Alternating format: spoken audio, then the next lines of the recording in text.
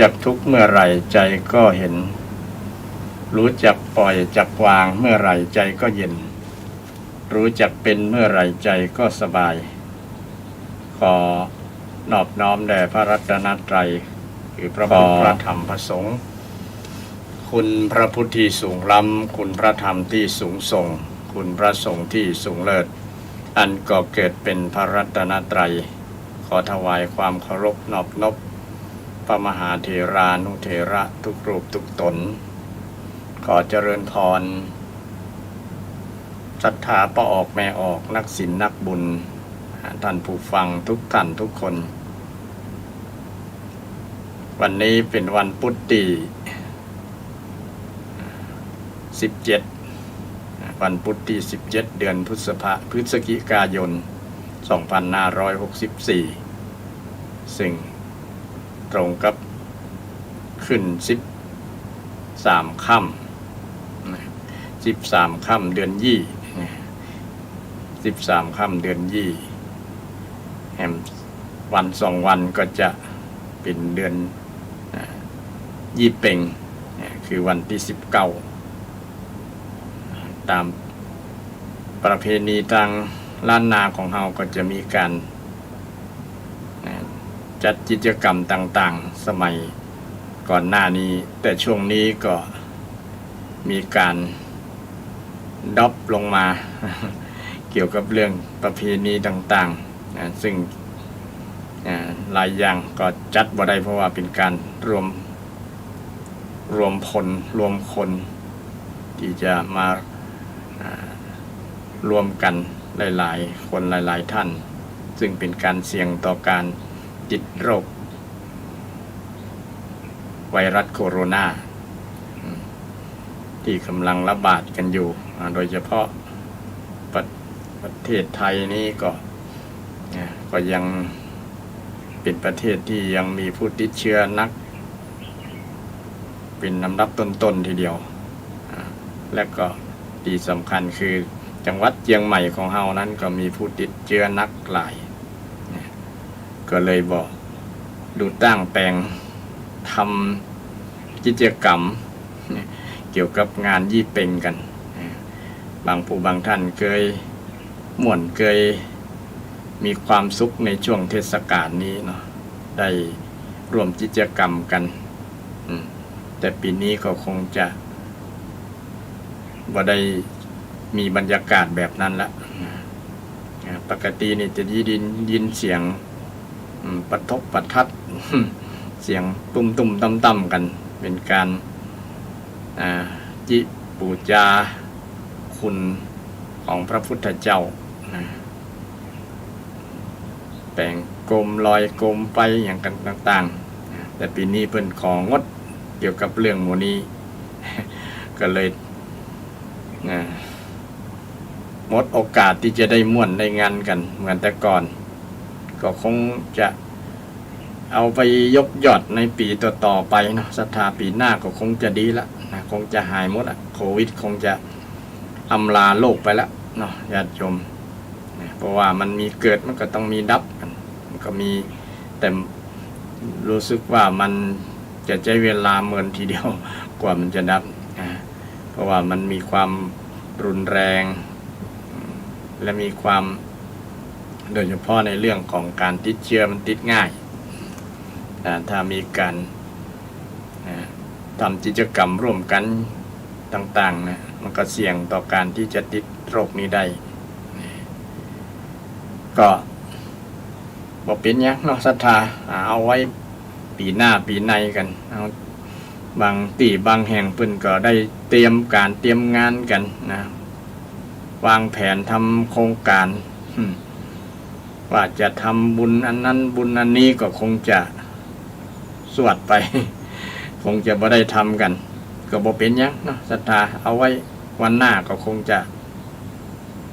ได้มีโอกาสทำในส่วนนั้นนะแต่กิจกรรมเล็กๆน้อยๆที่บ่มีคนนักคนหลายก็พอทำได้อยู่เช่นศรัทธาญาติโยมไปทำบุญที่วัดที่ยังเนี่ยก็ต่างวัดก็ได้จัดที่นั่งที่ยังห่างกันแล้วญาติโยมส่วนหนึ่งก็ไปทำแล้วก็เมื่อบ้านบ่ได้ อยู่ฟังเทศน์ฟังธรรมอยู่เอาปอนเอาศีลพรเนี่ยแบบทำบุญล้น นะบ่ได้อยู่รับศีลรับปอนกันประมาณนั้นก็ทำได้กันอยู่แต่มัน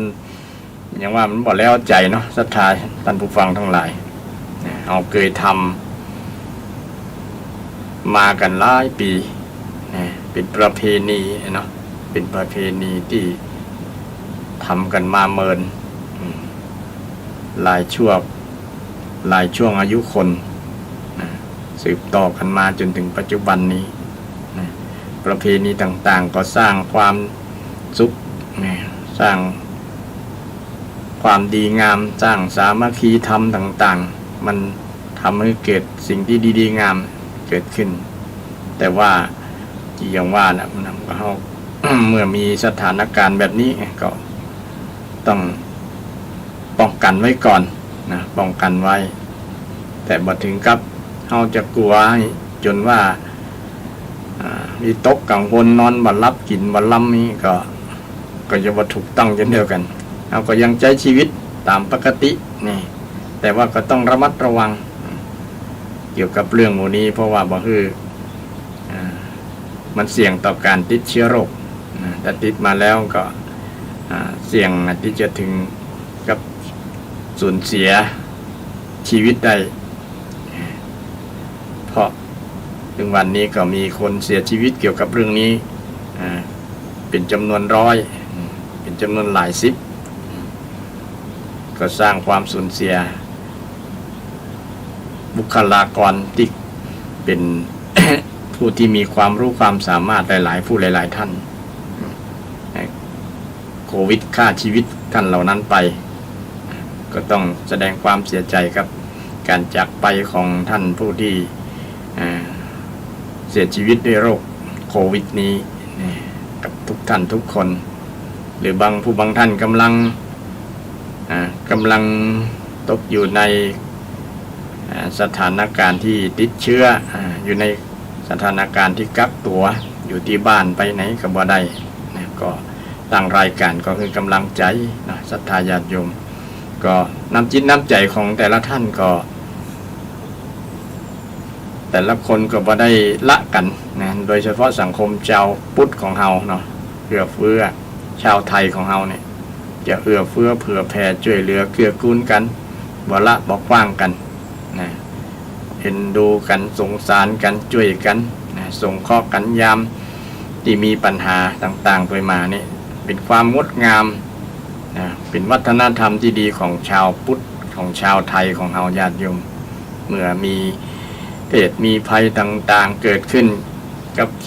บ้านเมืองกับสังคมของเฮาเนี่ยคนนั้นไทยเฮาเนี่ยจะช่วยกันดีนะช่วยกันดีนะต้องขอบยิดขอบใจขอบคุณท่านที่มีน้ำใจช่วยเหลือเกื้อกูลกันที่ต่อสู้กับภัยคือโรคภัยเนี่ยเนาะ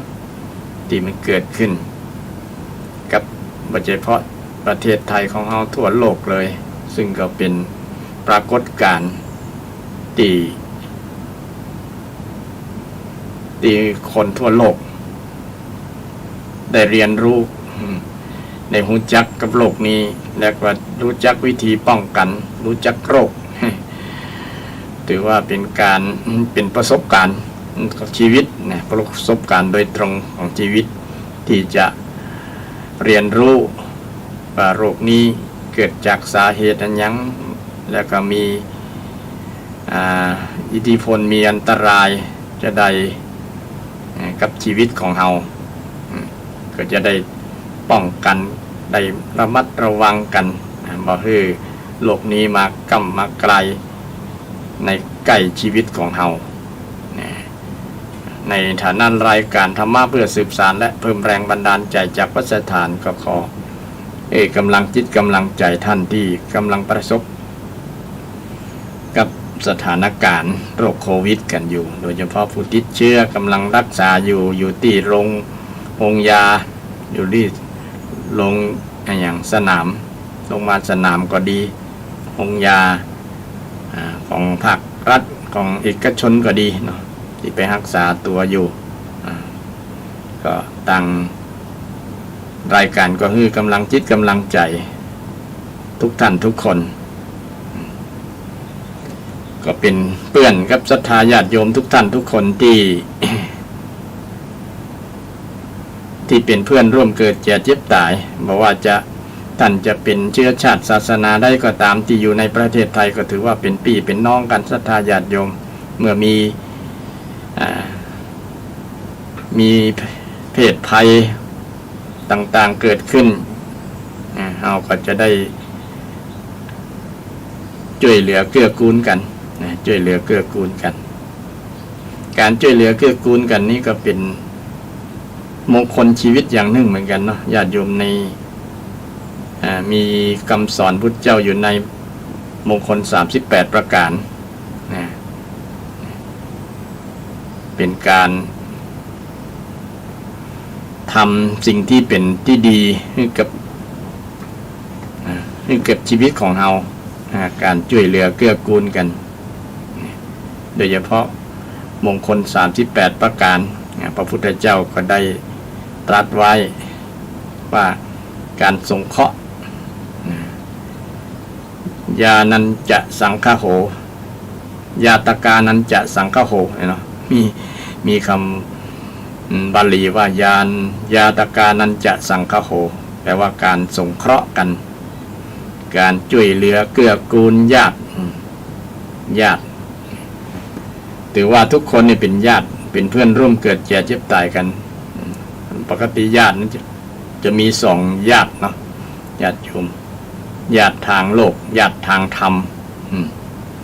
ญาติทางโลกก็คือที่เราเป็นจากสายโลหิตเกิดจากพ่อจากแม่เดียวกันเป็นพี่น้องตระกูลเดียวกันนามสกุลเดียวกันนี่ก็ถือเป็นญาติสายโลหิตออกจากท้องแม่เดียวกันก็ถือว่าเป็นญาติสายโลหิตแล้วก็ญาติด้วยที่มีความคุ้นเคยกันสนิทสนมกันทำการทำงานรู้จักมักคุ้นกันเป็นห้องว่าญาติกินเดียวกันเป็นญาติอย่างหนึ่งและญาติที่มีคุณงามความดีต่อกันเป็นห้องญาติธรรมเนาะญาติธรรมญาติทางธรรมที่มีความอุปถัมภ์ค้ำจุนเกื้อกูลอุดหนุนช่วยเหลือสงเคราะห์กันเปิ่งปลาใส่กันได้เหล่านี้นะก็ถือเป็นญาติทางธรรมญาติที่เกิดโดยคุณงามความดีที่มีต่อกันเนี่ยเนาะเป็นญาติธรรมเช่นการให้ความรู้การให้ความรู้กันเป็นวิทยาทานนี่ครูบาอาจารย์ที่ให้ความรู้แก่ศิษย์ก็เป็นความผูกพันเป็นคุณงามความดีที่เป็นผู้นี้มีคุณต่อลูกศิษย์ลูกหาก็ได้ระลึกนึกถึงคุณงามความดีครูบาอาจารย์เหล่านั้นก็ชื่อว่าเป็นญาติธรรมเป็นญาติทางธรรมส่วนนักเขาก็จะเป็นญาติทางธรรมกันหลายกว่าญาติสายโลหิตศรัทธาท่านผู้ฟังทั้งหลายญาติทางธรรมนี่คือมีความดีต่อกันบอกว่าคนนั้นจะเป็นต่างชาติศาสนาต่างถิ่นต่างที่กันแต่ถ้ามีคุณงามความดีมีความรู้สึกที่ดีๆต่อกันเนี่ยก็ถือว่าเป็นญาติโดยเฉพาะการมีความปรารถนาดีต่อกันถึงแม้บอกเคยหันหน้ากันก็ตามแต่ว่าหันทางสื่อทีวีแต่มีความปรารถนาดีต่อกัน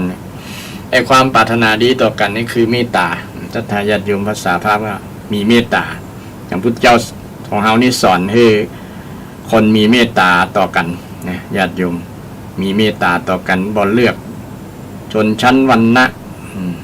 บ่เลือกว่าคนนั้นเป็นญาติบ่ใช่ญาติคนนี้ คือแผ่ให้หมดเลยนะแผ่จิตแผ่ใจเนี่ยนะออกไปบ่มีประมาณบ่มีประมาณบ่มีขอบเขตนะบ่มีขอบเขตบ่มีอย่างขวางกั้นได้อะนะเมตตาในทางพุทธศาสนาญาติโยมกว้างมากนะเดี๋ยวได้คุ้นเคยที่ สัพบาลีว่าสัพเพสัตตาสัตว์ทั้งหลายจงเป็นเพื่อนที่เป็นเพื่อนร่วมเกิดเจ็บตายเนี่ยด้วยกันทั้งหมดทั้งสิ้นเนี่ยสัพเพสัตตานี่คุมหมดเลยนะญาติโยมนะสัพพะสัพเพคือทั้งหมดเลยนะ สัพพะเนี่ยนะทั้งหมดเลยนะบอกว่าจะเป็นคนประเทศไหนก็ตามคนที่ใดก็ตามนะเป็นญาติกันหมดนะแผ่เมตตาแผ่ความรู้สึกที่ดีๆต่อกันเนี่ยนะคนที่มีความรู้สึกที่มีความปรารถนาดีต่อทุกคนเนี่ยญาติโยมถือว่าเป็นญาติกันทางธรรมะนะไปทางใดก็มีแต่คนดีเป็นมิตรหมดนะบ่มีศัตรูนะเป็นมิตรกันหมดนะมิตรเนี่ยก็คือเมตตานั่นเองทรัพย์เดียวกันนะเป็น ผู้ที่ร่วมเกิดแก่เจ็บตายมองพุทธเจ้าสอนให้มองเป็นว่าเป็นเพื่อนร่วมเกิดแก่เจ็บตายบ่ได้แบ่งคนนั้นเป็นอันคนนั้นเป็น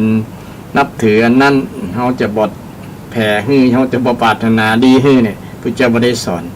พุทธเจ้าสอนว่าบ่ให้เบียดเบียนกันแม้แต่ความคิดนี่ความปรารถนาดีต่อกันในญาติโยม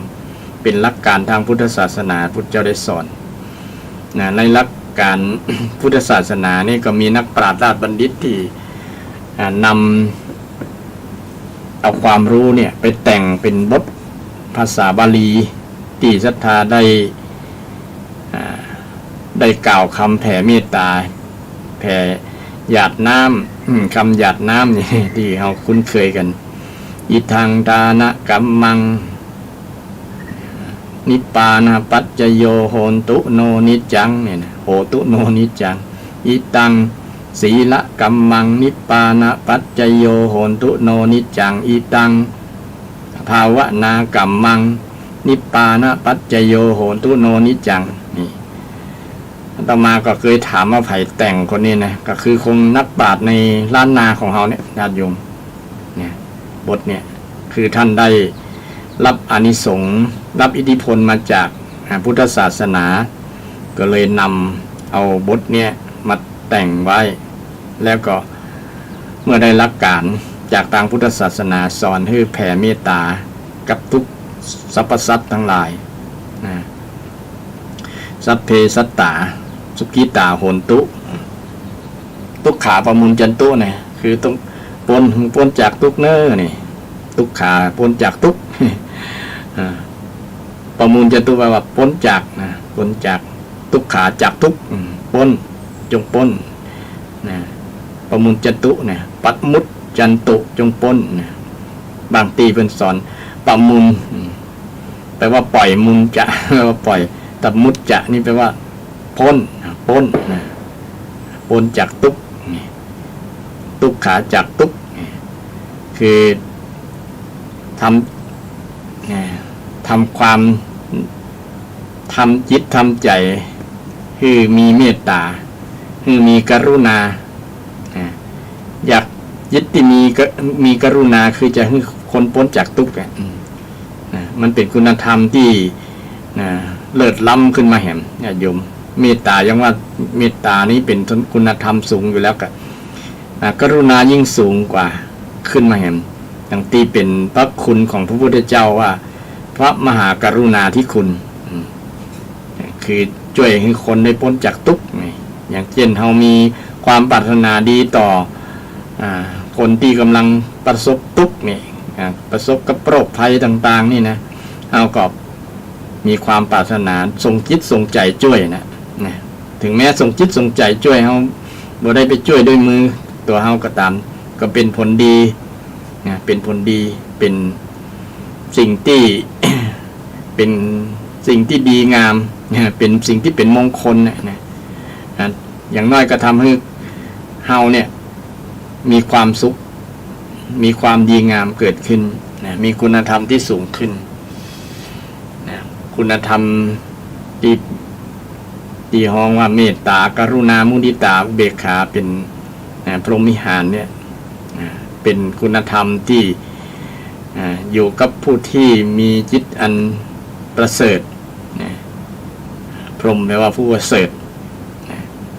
ใครมีพรหมวิหารธรรมธรรมะที่ประเสริฐอยู่ในจิตในใจเนี่ย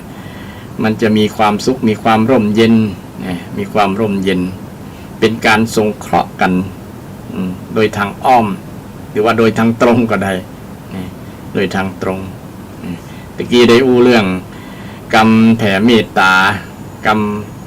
ที่ปออาจารย์ก็ดีหรือว่าพระสงฆ์องค์เจ้านำศรัทธาได้แผ่เมตตาต่อไปแผ่เมตตากันเนิ่นหลังจากที่นั่งสมาธิภาวนาจิตตภาวนาแล้วกรรมว่ากรรมแผ่เมตตากันเนาะศรัทธาท่านผู้ฟังทั้งหลายอีตังตานะกัมมังอีตังศีละกัมมังตะแปะอีตังตานะกัมมังก็คือการฮือเนี่ยเป็นปัจจัยเป็นปัจจัยแห่งนิพพานนิพพานะ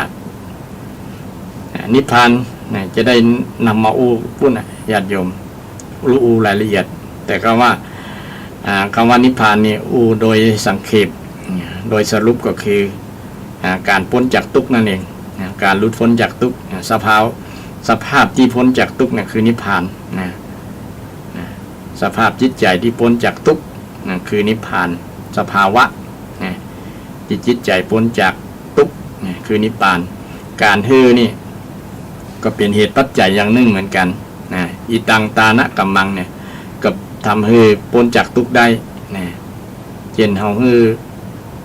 ช่วยเหลือเกื้อกูลกันหรือแม้แต่เฮาฮือความปรารถนาดีเนี่ยก็เป็นการปลดปล่อยใจเฮาที่มีความวิตกกังวลมีความบ่ม่วนใจนี่หันคนอื่นกำลังประสบกับความทุกข์อยู่นี่แต่เฮามีความปรารถนาดีจะช่วยให้คนได้พ้นจากทุกข์นี่การช่วยการฮือเนี่ยเป็นน้องภาษาบาลีเป็นน้องว่าทานะทานะแปลว่าการฮือเนี่ยก็จะทำให้พ้นจากความทุกข์กังวลวิตกกังวลใจและก็ที่สำคัญคนที่กำลังทุกข์อยู่นั่นพ้นจากทุกข์ได้พ้นจากทุกข์จากปัญหาต่างๆที่กำลังเกิดขึ้นกับเขาเหล่านั้นนี่เช่นคนที่มีน้ำใจก็คือมีเมตตากรุณาเนี่ยเนาะเมตตากรุณาคือน้ำใจคนช่วยกรุณาเนี่ยลงมือช่วยละเช่นเฮาหันคนหรือหันสัตว์ต่างๆกำลังได้รับความทุกข์กำลังได้รับความปัญหาเนี่ยเช่นเฮาอุปมาประไมยยกตัวอย่างเฮามีน้ำใจมีธรรมะมีพรหมวิหารธรรมข้อต้นข้อแรกหรือว่าข้อที่สองเนี่ยเนาะเมตตากับกรุณาเนี่ยเช่นหัน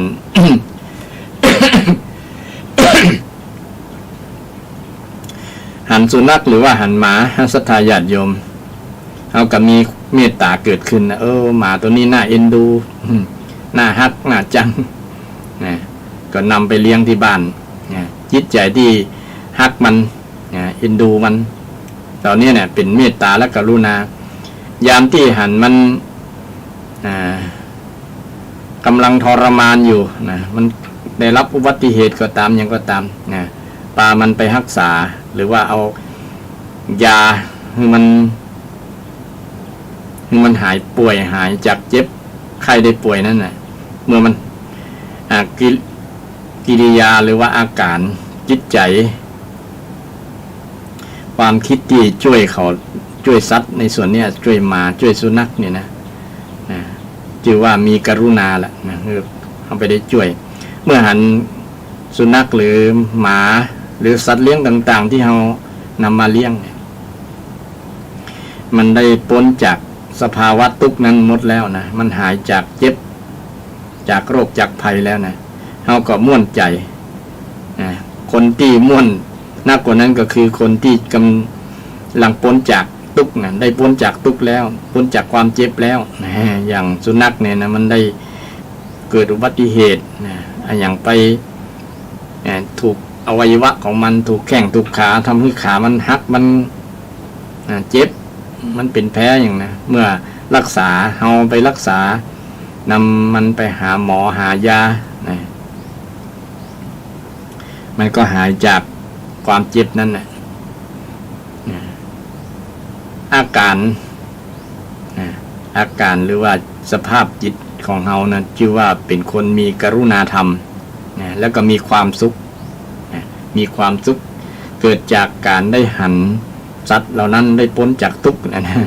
พ้นจากทุกขาปมุญจตุเนี่ยนะคนที่แผ่ก็มีเมตก็มีความสุขนะคนที่ถูกแผ่ไปหาก็มีความสุขเช่นเดียวกันมันเป็นธรรมชาติเป็นธรรมะนะที่มันจูนเข้าหากันได้นะคนที่มีการปฏิบัติเป็นประจำเนี่ยจะสังเกตได้ญาติโยมจะพิสูจน์ได้นะจะพิสูจน์ได้นะพิสูจน์ได้คนที่มีเมตตาเนี่ยเพิ่นบอกว่าพิสูจน์กับสุนัข กับ สัตว์เลี้ยงต่างๆเนี่ยถ้าใครมีเมตตาเนี่ยเพิ่นว่าสัตว์มันจะล้นเข้าหา สัตว์มันจะล้นเข้าหาแค่มันหันหน้าเขาไม่ต้องห้องจื่อมันก็ล้นไปหาละนะมันหันหน้าเขานี่แสดงว่าคนนั้นมีเมตตาจิตจิตใจ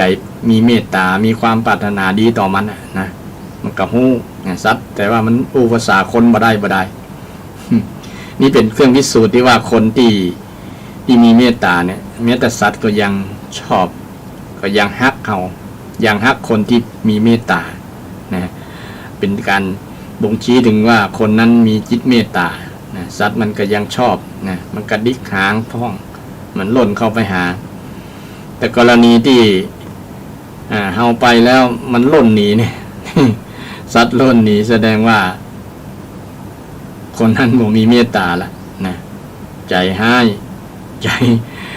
นะโหดร้ายนะก้าวร้าวนะเป็นขี้โมโหขี้นิ่งพวกนี้นะสัตว์บอกกล้าเข้าใกล้ละนะศรัทธาญาติโยมนะเพราะว่ามันกลัว มันกลัวเนี่ยมันกลัวแต่ถ้ากรณีนึงเนี่ยเอาหันหน้ามันหันหน้าเฮา มาจ้องหน้ากันนะจะหล่นนี้แล้วจะลงมาเนี่ยแสดงว่าสุนัขกับเฮาในปอๆกัน เฉยๆอุเบกขาปอๆกันเป็นการวัดเมตตา เมตตาจิตใครมีเมตตาจิตวัดกับสัตว์เลี้ยงได้นะสัตว์เลี้ยงเดี๋ยวนี้สัตว์เลี้ยงก็มีการพัฒนาศรัทธาญาติโยมมีการฝึกจนเป็นสัตว์ที่หูกรรมคนลวก ฉลาดนะแก้ปัญหาช่วยเหลือคนได้เนี่ยสอนฝึกถึงขนาดนั้นยามคนที่มีเหตุต่างๆอุบัติเหตุเกิดขึ้นต่างๆเนี่ยมันสามารถช่วยเหลือชีวิตคนได้นะเขาฝึกซัดถึงขนาดนั้นการฝึกแล้วนะทำให้ประเสริฐขึ้นเนี่ยพระพุทธเจ้าก็ได้ตรัสไว้เหมือนกันแล้วในหมู่บรรดาคนทั้งหลายเนี่ยคนที่ฝึกแล้วเนี่ยเป็นผู้ที่ประเสริฐกว่าบรรดาสัตว์ทั้งหลายที่ฝึกบอกว่าเป็นม้าสัตว์เลี้ยงทั้งหลายช้างม้างัวควายอย่างต่างๆเนี่ยหรือว่าสัตว์เลี้ยงต่างๆเนี่ยก็ฝึกได้ดีเหมือนกันแต่ว่าถ้ามาเปรียบกับคนแล้วนะคนจะฝึกได้ดีกว่าฝึกได้ดีกว่าในการในเรื่องการพัฒนาแต่ที่สำคัญบางคนบ่อยากฝึกตัวเก่า บ่อยากฝึกตัวเก่าก็อยู่จำเจอยู่นั่นนะบ่พัฒนาไปเนาะบ่พัฒนาฝึกตัวเก่าการพัฒนาการฝึกตัวเก่านี่ก็คือการทำให้จิตมีเมตตานี่แหละเป็นลำดับต้นลำดับแรกรู้จักปรารถนาดีต่อกันตั้งความปรารถนาดี บ่ตั้งความปรารถนาร้ายบ่ตั้งความคิดอคติเราเนี่ยนะถ้ามันเอาพัฒนาบ่อยๆมันจะคุ้นเคยคุ้นชินกับความคิดกับการพัฒนานั้นก็จะทำให้จิตใจของเราเจริญขึ้นร่มเย็นขึ้นเป็นพรหมเป็นพระพรหมพระพรหมโดยแท้จริงเกิดขึ้นในจิตใจมีเมตตาธรรมเมตตาธรรมคำจุนโลกเนี่ยนะคำจุนโลกคำจุนโลกมนุษย์นี่แหละนะโลกมนุษย์ที่เราร้อนไหม้ทั้งหลายเนี่ยก็มาจากจิตจากใจคนนี่แหละนะคนมันมีความร้อนความไหม้อยู่ในจิตในใจมันก็ไหม้ตัวเก่ายังมาป้อไปไหม้คนอื่นตัวนะอย่างคนที่มีความร้อนด้วยไฟคือโทสะโมหะนี่นะศรัทธาโลภะโทสะโมหะนี่โดยเฉพาะเรื่องโทสะนะความโกรธความมิ่งต่างๆนี่ความบ่พอใจความชิงชังต่างๆนี่นะมีในจิตใจไฟนะมันจะฮ้อนจะไหม้ฮ้อนไหม้คนที่เจ้าตัวยังบ่พอยังฮ้อนไหม้คนอื่นตัวไปไหม้คนอื่นตัวจะดับด้วยก็ด้วยเมตตาธรรมนี่ชื่อว่าเป็นน้ำเย็นมาดับไฟคือโทสะโมหะโมเนี่ยญาติโยมโดยเฉพาะเมตตาเนี่ยดับไฟคือโทสะ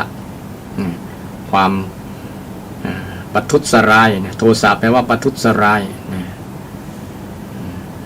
โทสะปัทุษร้ายมันปัทุษร้ายอย่างกับปัทุษร้ายใจตัวเฮานี่แหละและกับปัทุษร้ายคนอื่นจึงชื่อว่าโทสะอาตมาเฮียนบาลีมาก็แปลงศรัทธาท่านผู้ฟังทั้งหลายฟังว่าโทสะนี่แปลว่าปัทุษร้ายทุสธาตุในความปัทุษร้ายปัทุษร้ายต่อตัวเฮาต่อจิตใจเฮานะอันดับแรกแล้วก็ไปทุษร้ายคนอื่นตัว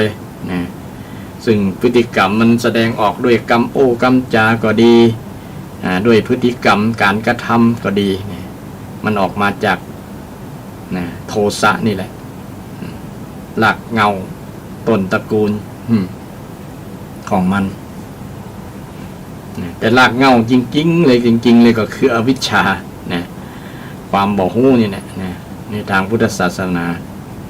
เพราะบ่ฮู้จึงโคตรถ้าคนโคตรจะบ่ฮู้ถ้าคนโคตรจะบ่ทำเพราะบ่ฮู้เพราะอวิชชาจึงทำให้โคตรเพราะวิชาจึงทำให้หลงเพราะวิชาจึงทำให้หลบหลบกดหลงหลักเงาจริงๆของมันก็คืออวิชชาอวิชชาแปลว่าไม่รู้บ่ฮู้ถ้าคนเอาฮู้ฮู้มีสตินะเจริญสติบ่อยๆจะบ่โกรธความโกรธจะบ่เกิดขึ้น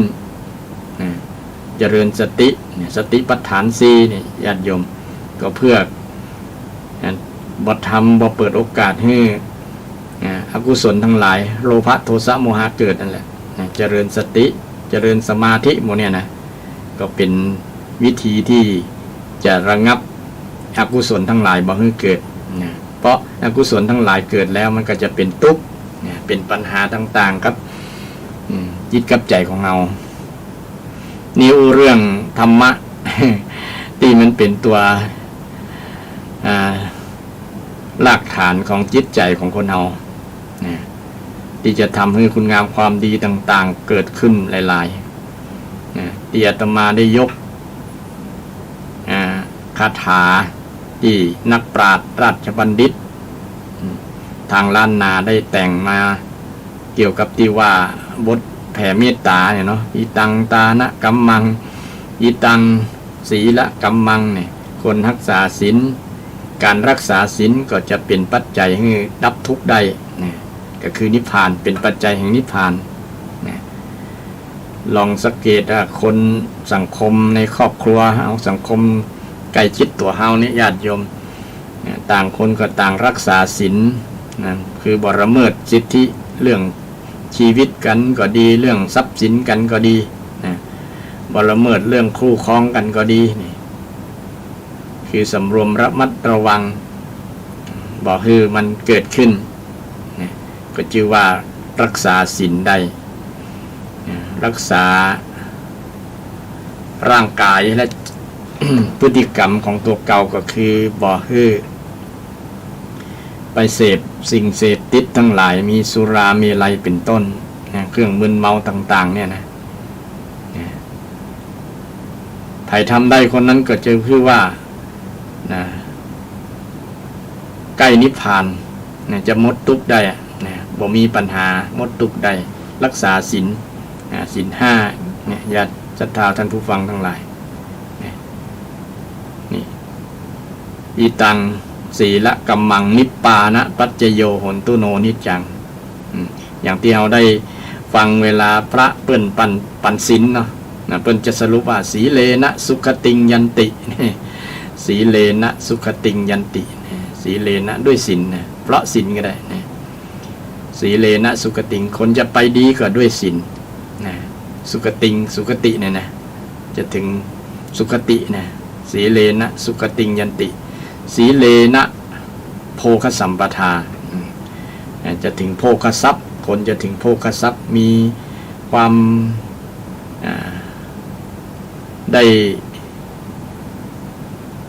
ประสบกับความร่ำรวยได้กินอุ่นนอนรับนี่นะโภคะได้ถึงโภคะมีโภคะบริบูรณ์สมบูรณ์มีทรัพย์สินเงินทองมั่งคั่งร่ำรวยเนี่ยก็ด้วยการรักษาศีลการรักษาศีลสีเลนะนิพพุติงยันตินิพพุติงก็คือนิพพานเนี่ยนะแค่ศีลนั้นเดียวเนี่ยก็เนี่ยญาติโยมได้อานิสงส์อย่างน้อย3อย่างนี่ว่าเนี่ย3อย่างไปดีนะสุขติงเนี่ยไปดีไปทางใดก็ดีกับม่วนบ่มีปัญหาบ่ไปสร้างปัญหาแล้วก็อันที่2ก็คือได้โภคทรัพย์ได้โภคทรัพย์มาจากรักษาศีลอันที่3ก็คือได้พ้นจากทุกข์นี่คือนิพพานนิพพานเนี่ยแบบสภาพที่พ้นจากทุกข์นะคนเราแต่บ่มีกิเลสในจิตในใจนะปราศจากกิเลสโลภะโทสะโมหะแล้วก็นั่นแหละสภาวะที่เป็นนิพพานนะอย่างศรัทธาท่านผู้ฟังทั้งหลายก็คงจะประสบกับสภาวะนี้เกือบทุกท่านทุกคนแหละแต่ว่ามันบ่ถาวรตาอันละนะคือบอกเป็นนิพพานถาวรเหมือนพระพุทธเจ้านิพพานชั่วคราวนะชั่วคู่ชั่วยามชั่วเวลาช่วงลักษณะช่วงเวลบางครั้งบางคราวบ่ได้ตลอดถ้าตลอดนี่ก็เป็นนิพพานถาวรอย่างพระพุทธเจ้าเฮาเนี่ยความโลภความโกรธความหลงบ่เกิดขึ้นในจิตใจละนะบ่เกิดขึ้นในจิตใจพระองค์ก็ถือว่าท่านบ่มีทุกข์ถาวรตลอดนะบ่มีทุกข์เพราะว่าท่านได้พระองค์ได้สมบูรณ์ด้วยศีลสมบูรณ์ด้วยสมาธิสมบูรณ์ด้วยสตินะธรรมะพระองค์ทรงบริบูรณ์สมบูรณ์สร้างบารมีทั้งหลายทั้ง10อย่างเนี่ยนะครบสมบูรณ์ทุกอย่างเลยทำให้ท่านพ้นจากทุกข์พ้นจากทุกข์ได้นี่นำเรื่องคาถามาเล่าให้ศรัทธาท่านผู้ฟังทั้งหลายนะคาถาหรือว่ากรรมปรารถนาคำแผ่เมตตาทางชาวล้านนานะสัพเพอย่างอิตังตานะกับยังจินจิกุสลังกัมมังยังจินจิกุสลังกัมมังจนว่าไปถึงบุระสัพเพญาตกาคนที่เป็นญาติสัพเพอญาตกาคนที่บ่ใจญาตินี่คนที่บ่ใจญาติสัพเพ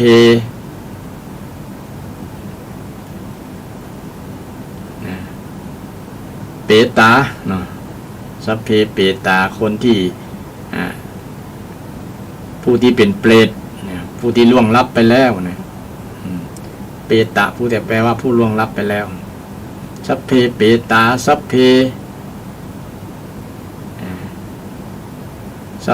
ปิสาสัพเพยักขาเป็นยักษ์ก็ดีเป็นผีก็ดี เป็นปีศาจนะปีศาจก็ดีนะเปตาเปรตก็ดีนะสัพเพนักขัตตานะเป็นหมู่นักขัตฤกษ์นักษัตริย์ทั้งหลายเหล่านี้นะสัพเพเทวานะเทวดาก็ดีสัพเพอาจาริยุปัชฌายาครูบาอาจารย์ทั้งหลายเนี่ยทั้งโมทั้งมวลเนี่ยคือพ้นจากทุกข์เนอทุกขาประมูลจันตุนี่ญาติอันนี้แปลคือศรัทธาท่านผู้ฟังที่แปลบ่ได้เนาะส่วนหนึ่งศรัทธาญาติโยมท่านผู้ฟังก็คงจะรู้ความหมายแต่บางท่านอาจจะบ่ฮู้เนาะเผื่อไว้เนี่ยแต่ความหมายที่ในคาถาที่นักปราชญ์ท่านได้ตัดที่ได้แต่งไว้ซึ่งมีความหมายศรัทธาท่านผู้ฟังซึ่งมันสอดคล้องกับทางพุทธศาสนาคำสอนที่เรียกว่าเป็นพุทธวจนะนี่บ่ได้ขัดแย้งกันเพราะองค์ก็ทรงสอนให้แผ่เมตตากับทุกสรรพสัตว์ทั้งหลายทุกชีวิตบ่เลือกไผ บ่ว่าจะเป็นเทวดาเป็นญาติบ่ใจญาติเป็นพี่น้องเป็นพ่อแม่เป็นเปรตเป็นผีเป็นยักษ์ขาเป็นครูบาอาจารย์เป็นเทวดามันแผ่ให้หมดญาติโยมท่านผู้ฟังซึ่งเป็นการแผ่ที่บ่มีขอบเขตบ่มีขอบเขตฉะนั้นเราได้รู้ความหมายของคาถาบทนี้แล้วเราจงมีสร้างความรู้สึกแบบตามความหมายของคาถาจึงจะได้ประโยชน์บางคนแผ่บ่ทั่วบ่ถึง แผ่เป็นบางอย่างเช่นฮักเป็นบางอย่างบางคนฮักหมาบ่ฮักแมวบางคนฮักกับหมาบ่ฮักคนก็มีนะอันคนนะจังอันหมานี่ห้องเป็นลูกเป็นลูกยังเป็นลูกแต่ลูก ฮักกว่าลูกก็มีบางคนนะเนี่ยมีเมตตาแต่เฉพาะสัตว์แต่คนบ่ฮักนะลูกตัวเก่าแท้ๆก็บ่ฮักก็มี มีใจก็มีศรัทธาเพราะว่าเป็นสิ่งที่บ่งบอกถึงว่าเฮาบอกแผ่ให้หมดทุกคนนะทุกคนที่เขาจะแผ่เนี่ยพุทธเจ้าบ่ได้มีขอบเขตบ่ได้ให้แผ่ขอบเขตนะแต่แผ่ตามขั้นตอนนะหมายความว่าต้องแผ่ให้ตัวเก่าเขาก่อนล่ะอันดับแรกแผ่ให้ตัวเฮาขอให้เฮามีสุขเด้อพ้นจากทุกข์บ่เบียดเบียนกันบ่มีความทุกข์ใจทุกข์กายนี่มีการแผ่ให้กับตัวเก่าแล้วก็ทีนี้ก็แผ่ไปตั้งนอกนะแผ่ไปตั้งนอกที่สาเหตุที่แผ่ตัวเก่าเพราะว่าจะได้รู้ว่าเฮาเนี่ยก็มีเป็นชีวิตหนึ่งเฮาก็ฮักชีวิตเหมือนกันก็คนอื่นก็คงจะฮักชีวิตเหมือนกับเฮาประมาณนั้นน่ะเป็นการสอนสอนตัวเก่าแล้วก็ตัวเก่าจะได้สอนจะได้แผ่เมตตาได้อย่างสะดวกสบายได้อย่างบ่มีอคตินั่นเองก็จะได้แผ่เมตตาให้กับทุกคนทุกท่านทุกชีวิตที่เกิดร่วมโลกกันเนี่ยแผ่ให้ได้จะทำให้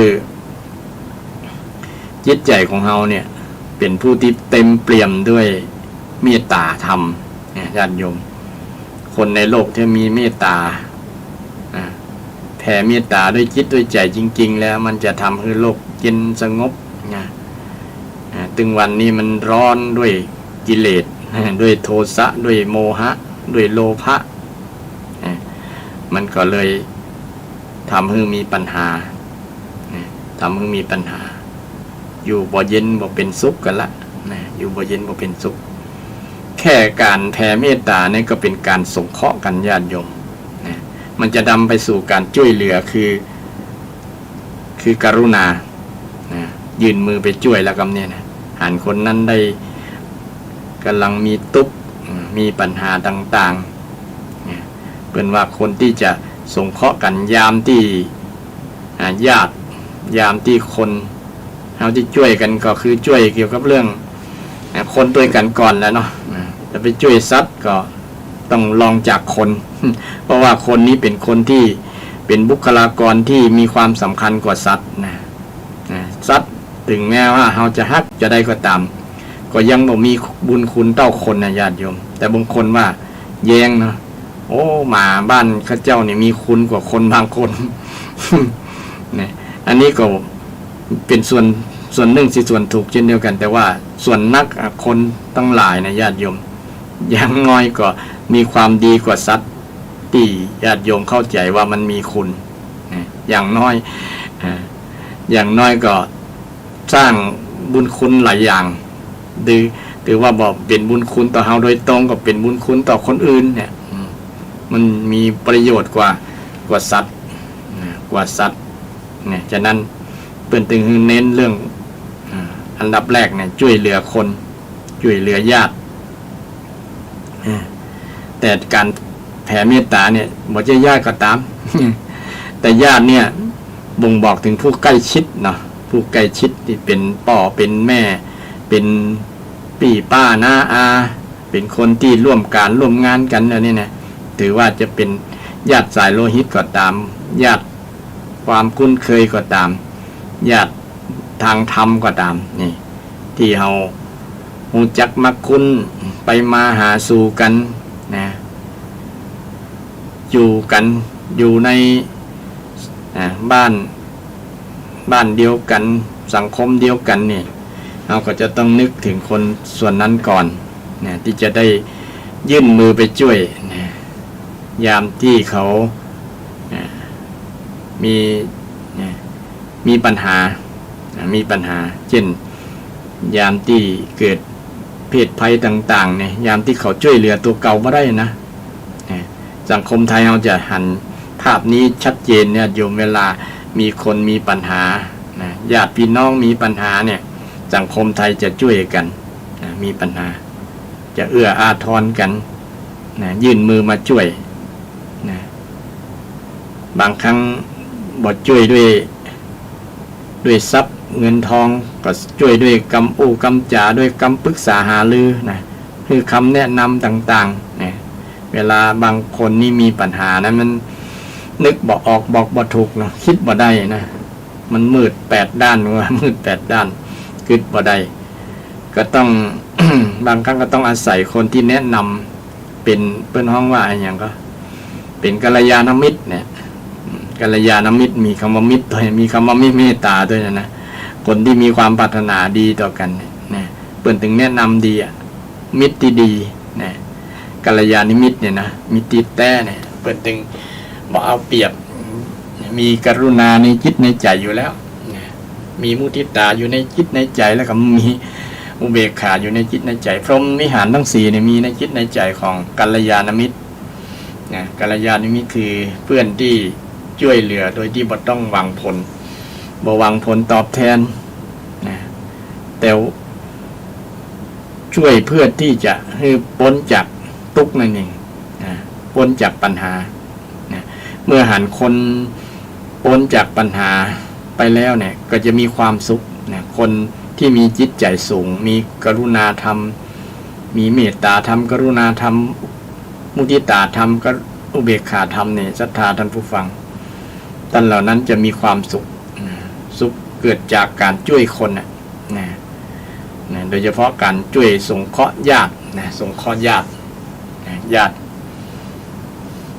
คนที่เป็นญาติอย่างที่กล่าวมาแล้วบอกว่าจะญาติสายโลหิตก็ตามญาติที่ทำก็ตามผู้คุ้นเคยร่วมงานกันเนี่ยเนาะพึ่งพาอาศัยเพราะว่าสังคมไทยนี่เป็นสังคมที่พึ่งพาอาศัยกันนะหันได้ชัดญาติโยมน้ำพึ่งเรือเสือพึ่งปลาพ ริกมีบ้านเหนือเกลือมีบ้านใต้นี่มันเป็นสังคมภาพสังคมแบบนั้นนะเป็นอัตลักษณ์เป็นสัญลักษณ์ของชาวไทยชาวพุทธเลยทีเดียวศรัทธาท่านผู้ฟังเพราะท่านเหล่านั้นมีน้ำจิตน้ำใจมีเมตตาธรรมมีกรุณาธรรมอยู่ในจิตในใจนี่ฉะนั้นคนที่จะช่วยสงเคราะห์กันเนี่ยก็มาจากใจมีธรรมะใจมีธรรมะมีเมตตามีกรุณาก็เลยได้ช่วยกันบางครั้งเราช่วยแล้วบ่ต้องได้เสี่ยงตังก็ได้นะญาติโยมแค่บอกให้ความรู้กันเนี่ยก็เป็นการช่วยแม้แต่การให้อภัยกันก็เป็นการช่วยอย่างหนึ่งญาติโยมเช่นเราเคยทะเลาะกับไผเนี่ยนะเข้าใจกันผิดเนี่ยก็ให้อภัยยกโทษ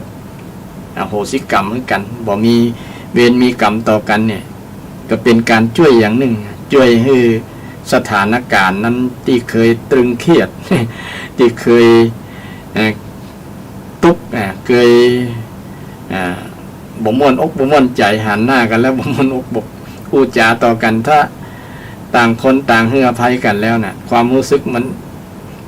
ดีๆมันก็เกิดขึ้นนะเกิดขึ้นนะก็เป็นการช่วยกันอย่างหนึ่งศรัทธาท่านผู้ฟังทั้งหลายนะช่วยกันที่ โดยที่บ่ต้องเสี่ยงสตางค์ แก้ให้ความรู้สึกที่ดีๆต่อกันเป็นของว่าอภัยอภัยอะแปลว่าไม่นะภัยแปลว่าสิ่งที่น่ากลัวถ้าให้ภัยเนี่ยนะบ่มีอานี่แย่เลยสิ่งที่น่ากลัวคืออย่างพ้องคือความโกรธความเกลียดญาติโยมน่ากลัวนั่นแหละกิเลสทั้งหลายนี่น่ากลัวถ้ามีในจิตใจใครเนี่ยนะความโลภความโกรธความหลงอย่างขึ้นที่มันเป็น สัญลักษณ์หันชัดๆก็คือความโกรธเนี่ยเนาะน่ากลัวนะคนที่โกรธแล้วพอแล้วหน้าตานะบ่อยากอยู่ใกล้อ่ะนะ แม้แต่สัตว์ก็ยังล่นหนีจริงอย่างที่ว่านะคนโกรธแล้วมันแสดงออกถึงใบหน้าใบตาถึงสายตาที่อาฆาตมาดร้ายอย่างต่างๆเนี่ยนะถ้าคนให้อภัยคือบอกคือสิ่งที่บ่น่ากลัวต่อกันอภัยแปลว่าสิ่งที่ไม่น่ากลัวสิ่งที่ไม่น่ากลัวก็คือให้อย่างคือเมตตาเมตตานี้คืออภัยอย่างญาติโยมคือสิ่งที่บ่น่ากลัวสิ่งที่ชื่นชมภัยก็ชื่นชมยินดีนะให้อภัยให้เมตตานี่แหละให้อภัยก็คือให้เมตตามีคือความรู้สึกที่ดีๆต่อกันอย่างสามีภรรยาเนี่ยให้อภัยก็คือให้ความรู้สึกดีๆต่อกันนะเช่นเคยเข้าใจกันผิดเคยทะเลาะวิวาทกันเคยบาดหมางกันเกือบจะอย่าร้างกันนี่เป็นต้นนะแต่มาเข้าใจกันปั๊บความเข้าใจกันดีๆนะก็มีความรู้สึกดีๆต่อกันเนี่ยการมีความรู้สึกดีๆต่อกันคือเป็นการให้อภัยกันโดยปริยายท่านผู้ฟังทั้งหลายสังคมคนอื่นก็เช่นเดียวกันบ้านใกล้เรียนเคียงทะเลาะวิวาทกันบ่ถูกกันนี่เป็นการ ช่วยกันญาติโยมช่วยกันที่บ่ต้องบ่ได้เสี่ยงอย่างสักบาทบางคนว่าช่วยนี่ต้องเสี่ยงละนะช่วยด้วยเงินด้วยทองด้วยสิ่งของเช่นไปมอบเครื่องอุปโภคบริโภคคือกับคนที่ประสบภัยน้ำท่วมก็นะภัยอื่นๆที่มันคนกำลังประสบกันในยามบางคราวบางครั้งบางเวลานะมันเกิดภัยเกิดขึ้นมาเนี่ยก็ต้องได้ช่วยต้องควักสตางค์ต้องได้จ่ายได้ไปซื้อไปยังนำของนั้นไปแต่การที่บทส่งเสียงสตางค์แต่ได้ผลดีมากๆเนี่ยก็คือให้อภัยเนี่ยญาติโยมให้อภัยให้ความรู้สึกที่ดีๆต่อกันเนี่ยคือให้เมตตาให้กรุณาให้มุทิตาเนี่ยให้ความช่วยเหลือเนี่ยคือกรุณาช่วยเหลือนี่บ่ได้เสี่ยงตังก็ได้ญาติโยมแค่เช่นเฮาหันคนจะข้ามถนนนะคนแก่คนเฒ่าเนาะเฮาก็คือความช่วยเหลือไปประคับประคองไปจูงไป เพื่อเดินข้ามถนนก็ถือว่าการแล้วนะ คนที่เป็นคนแก่คนเฒ่าก็จะได้มีแต่ก็เกิดความสุขโอ้คนนี้มีน้ำจิตน้ำใจเนี่ยช่วยเฮาช่วยเฮาข้ามถนนเนี่ยมันมีคุณค่ากว่าสตางค์นะญาติโยมมันประทับจิตทับใจนี่เป็นสิ่งที่เฮาทำได้โดยบ่ต้องเสี่ยงอย่างเนี่ยเป็นการสงเคราะห์กันช่วยกันนะญาติโยมช่วยกันหันแม้แต่สัตว์เดรัจฉานนะหันสัตว์ตกน้ำเอาไปช่วยมาถ้ามันบ่ช่วยมันก็จะตายช่วยขึ้นมาแล้วเนี่ยญาติโยมมันก็รอดชีวิตเขาก็มีความสุขนะช่วยมันแล้วรอดพ้นจากการตกน้ำจากการเสี่ยงต่อการเสียชีวิตของมันก็คงจะปลื้มดีใจกับเราที่เขาช่วยมันนะเนาะมันก็คงจำอย่างสุนัขอย่างหมาเนี่ยนะมันจะจำคนที่มีคุณกับมันมันจำตลอดบางครั้งมันมีความกตัญญูในแนบแน่นทีเดียวญาติโยมบางตีบางแห่งเคยมีประวัติกล่าวมาแล้วนะมีความฮักกับเจ้าของเนี่ยเนาะเมื่อเจ้าของได้ตายลาดโดยบ่ได้มาสั่งมาลามันมันก็รออยู่ที่เคยไปฮับเจ้าของมันที่สถานีรถไฟก็ที่สถานีหัวลำโพงนี่เป็นต้นเนาะเมื่อเจ้าของบอกมามันกระตรอมใจตายมันบอกกินข้าวกินน้ำด้วยความฮักในเจ้าของความอาลัยนี่มันซึ้งในน้ำใจของเจ้าของมันก็ตอบแทนด้วยการที่จะไปรอเพื่อหวังว่ามันจะได้ หันหน้าเจ้าของมันนี่แม้แต่คุณธรรมความกตัญญูก็เกิดขึ้นได้กับสรรพสัตว์ทั้งหลายญาติโยมกับสัตว์เดรัจฉานคนเฮาไม่ใช่สัตว์เดรัจฉานเป็นมนุษย์เป็นผู้มีใจสูงเนี่ยคนที่มีใจสูงก็คือคนที่มีเมตตากรุณามุทิตาเบกขานี่แหละมีพระพุทธเจ้าของเราเป็นต้นที่มีใจสูงมีจิตใจสูงที่ช่วยเหลือโลกมนุษย์มีพระมหากรุณามหาแปลว่าใหญ่แหละกรุณาที่ยิ่งใหญ่บ่มีไผเทียมทัดเทียมได้ญาติโยมพระองค์ได้ช่วยชาวโลกให้พ้นจากทุกข์ทุกคนเกิดมาในโลกเนี่ยเกิดมาประสบกับความทุกข์กันทั้งนั้นอยากจะช่วยคนให้คนทั้งหลายได้พ้นจากทุกข์จากปัญหาต่างๆเพราะพระองค์ได้พ้นแล้วพ้นจากทุกข์แล้วอยากจะให้ชาวโลกชาวมนุษย์ทั้งหลายเนี่ยได้พ้นจากความทุกข์ฉะนั้นใครอยากจะพ้นก็ต้องได้มาศึกษาคำสอนของพระองค์มาวิธีจะพ้นจากความทุกข์นั้นได้จะได้ก็วิธีปฏิบัติอย่างหนึ่งก็ได้นำหลักธรรมคำสอนในหลักมงคลชีวิตศรัทธาท่านผู้ฟังนี่กำลังเกี่ยวกับเรื่องการสงเคราะห์ญาติเป็นมงคลอย่างหนึ่งที่อยู่ในมงคล38ประการการจะสงเคราะห์กันก็เพียงแค่สงเคราะห์ด้วยธรรมะด้วยธรรมะด้วยการด้วยการช่วยกันอย่างการเนี่ยเพื่อนน้องภาษาพระเพื่อนน้องว่าธรรมะเนาะด้วยการปิยวาจาเนี่ยเนาะด้วยการขนขวายช่วยเหลือปฏิบัติที่เป็นประโยชน์ต่อกันภาษาพระเพื่อนน้องว่าอัตถจริยาด้วยการทำตนเป็นแบบอย่างสม่ำเสมอที่ดีเนี่ยเพื่อนน้องว่าสมานัตตตาทานปิยวาจาอัตถจริยาสมานัตตตาความที่มีตนเสมอบ่มีอัตตา สมานัตตตาไม่มีตัวไม่มีตนไม่ถือตัวถือตนบ่ถือพรรคถือพวกนี่ถือว่าเป็นการสงเคราะห์กันศรัทธาสงเคราะห์ทุกท่านทุกคนที่เกิดมาร่วมโลกใบนี้ใครที่มีหัวจิตหัวใจที่จะ มีความคิดที่ดีปรารถนาที่ดีเนี่ยถือว่าได้ช่วยได้สงเคราะห์กันละญาติโยมสงเคราะห์เป็นว่าสังฆะธรรมนี่เช่นตั้งวันนี้เขาก็ช่วยกันแต่เขาบอกฮู้บ่ได้ญาติโยมเช่นการบำเพ็ญทานเนี่ยเนาะก็เป็นการช่วยกันเช่นไปทำบุญกระทอดกฐินนี่ก็เป็นการทานอย่างหนึ่งเหมือนกันนะ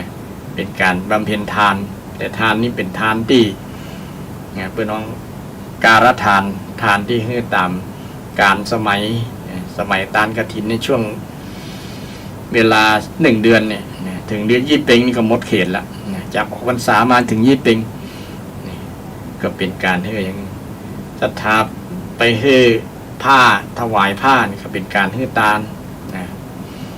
การให้ทานเป็นการสงเคราะห์อย่างหนึ่งนะสงเคราะห์วัดวาศาสนาให้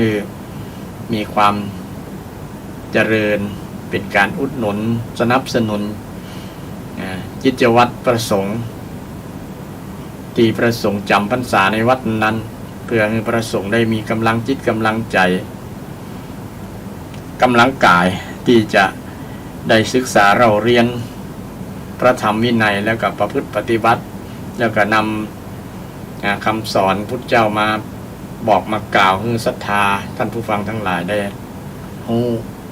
ได้รับทราบนี่ก็เป็นการสงเคราะห์หรือว่าสังฆะเนี่ยที่เป็นภาษาบาลีเนี่ยยาตกานันจะสังฆโหถึงวันนี้เขาก็ได้สงเคราะห์ญาติกันโดยที่เขาบ่ฮู้ตัวเขาเป็นญาติทางพุทธศาสนาก็เป็นญาติของเราในทางธรรมะศรัทธาญาติโยมสงเคราะห์ได้กันหมดความหมายกว้างแต่จุดมุ่งหมายอย่างหนึ่งที่ว่าทั้งสงเคราะห์ญาติถ้าเอาจะตีความหมายใกล้ๆตัวก็คือคนที่อยู่รอบตัวเราเนี่ยรอบตัวเฮานี่จะมีต้องมีการถ้อยทีถ้อยอาศัยกันนะเปิ้งกันไปเปิ้งกันมานะเฮาจะอยู่คนเดียวตัวคนเดียวเนี่ยบางครั้งมันก็ต้องได้มีพ่องที่จะต้องได้เปิ้งกันนะคนเฮาจะอยู่คนเดียวโดยที่บ่เปิ้งคนอื่นเนี่ยมันก็เป็นความเป็นไปบ่ได้อย่างน้อยเฮาก็ได้เคยต้องเปิ้งพ่อเปิ้งแม่มาแล้วแม่ก็ญาติโยมเฮาเปิ้งแม่อยู่ในท้อง9 เดือนแล้วก็หลังออกจากท้องแม่มาแล้วก็เปิ้งจนเฮาเรียนจบปริญญาแล้วก็จะให้ต้องเปิ้งพ่อเปิ้งแม่นะต้องได้มาขอเงินพ่อเงินแม่ตั้งรักปักฐานแต่งงานนี่ได้เปิ้งจนเฮามีรักมีฐานคือจะปฏิเสธเรื่องการเปิ้งปาอาศัยกันเกื้อกูลกันบ่ได้มนุษย์เป็นสัตว์สังคมต้องเปิ้งปาอาศัยแม้แต่วัดวาศาสนาก็อยู่ได้ด้วยการเปิ้งอาศัยศรัทธาก็เปิ้งวัดก็เปิ้งศรัทธาเปิ้งปาอาศัยอยู่ด้วยกันได้ด้วยการเปิ้งกันญาติโยมสังคมมนุษย์ทุกคนเนี่ยต้องเปิ้งปาอาศัยกันบางคนว่าเอามีพร้อมแล้วบ่ต้องเปิ้งไผบ่แน่ญาติโยมมันต้องคนเราต้องมีช่วงเวลาหรือว่ามีงานบางอย่างนะมันต้องได้เปิ้งอยู่แล้วถึงจะมีเงินเป็นร้อยล้านพันล้านหมื่นล้านก็ตามที่เขารวยมาได้ก็ได้เปิ้งลูกน้องลูกจ้างทั้งหลายนะถ้าบ่มีคนเหล่านั้นก็ความเป็นผู้มีบารมีผู้มีเงินมีทองมีความมั่นคงมั่งคั่งเนี่ยก็เกิดยากอย่าเพียงอาศัยตัวเก่าคนเดียวนี้เป็นไปบ่ได้ญาติโยมต้องเปิ้งกันเปิ้งทุกคนเป็นญาติกันก็คือเปิ้งญาติต้องเปิ้งปาอาศัยกันเราจะอยู่ตัวคนเดียวโดยว่าเปิ้งปาอาศัยกันยากต้องได้เปิ้งแน่นอนแต่ที่เปิ้งของคนเฮาเนี่ยที่สุดก็คือเปิ้งตัวเก่า แต่ปึ้งอื่นๆก็ต้องได้ปึ้งแน่นอนแต่ว่าที่ปึ้งสำคัญก็คือปึ้งตัวเก่าปึ้งตัวของเฮาก็คือปึ้งธรรมะนั่นเองญาติโยมก็คือธรรมะธรรมังสรณังคัจฉามิธรรมะคืออย่างก็คือธรรมชาติที่อยู่กับกายกับใจของเฮาเนี่ยนะญาติโยมคือธรรมะ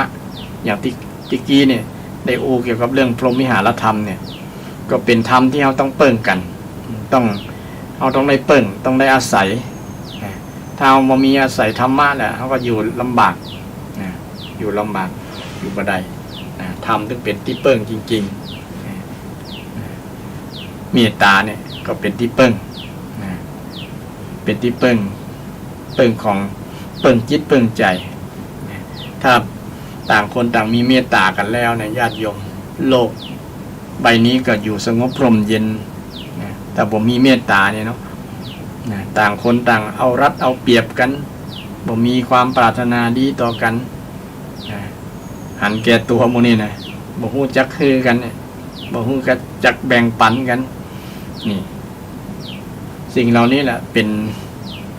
สิ่งที่ทำให้เกิดความหายนะเพราะว่ามันต่างคนต่างบ่มีธรรมะบ่มีธรรมะญาติโยมคงจะงงว่าอย่างเปิ้งธรรมะหรือเปิ้งตัวเก่าอย่างเนาะ มีบทบาลีว่าอัตตาหิอัตโนนาโถตนแลเป็นที่พึ่งของตนพระเจ้าได้สอนไอ้ตนที่ตัวเฮาจริงๆก็คือธรรมะนี่แหละนะธรรมะเนี่ยธรรมชาติที่มันอยู่ในจิตในใจของเราญาติโยมที่เราจะปรุงแต่งขึ้น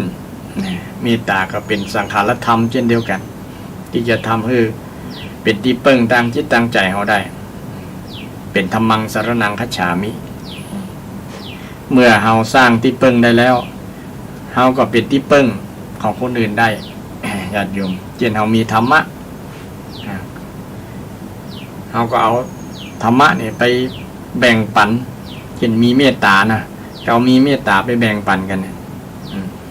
ที่เปิ้นบอกแผ่นั่นนะก็คือไปแบ่งนั่นเลยไงความรู้สึกดีๆไปแบ่งกันแบ่งกันเพื่อแผ่ให้กันเพื่อกูลกันสงเคราะห์กันเนี่ยมันจะทำให้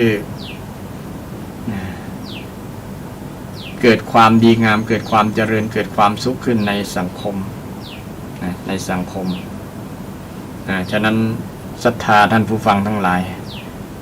ฟังไปแล้วก็พิจารณาไปโดยว่าการสงเคราะห์กันสงเคราะห์ญาติเนี่ยเนาะ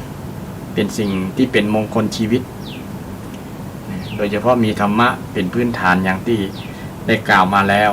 ศรัทธาท่านผู้ฟังทั้งหลาย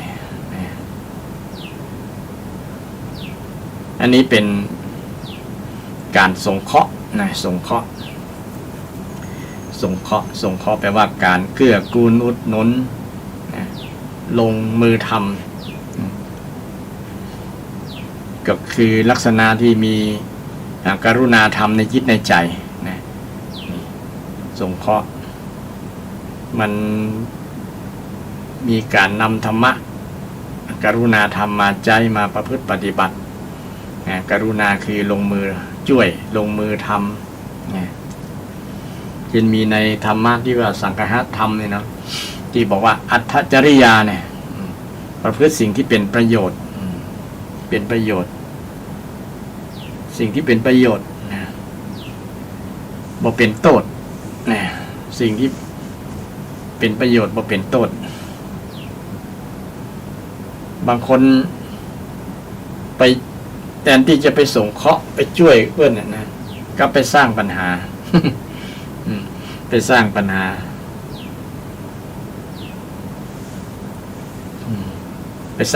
อย่างเช่นยกตัวอย่างเนาะมีงานอย่างเกี่ยวกับเกิดขึ้นในสังคมในหมู่บ้านนะปากก็ว่าไปช่วยเพื่อนนะเช่นแม่บ้านบางคนเนาะแม่บ้านบางคน คิดไว้แล้วอ่ะวันนี้เพิ่นมีงานนั่นก็เลยเตรียมนะถุงที่จะใส่กับเข้ากระเป๋าแล้วเนี่ยเป็นต้น 58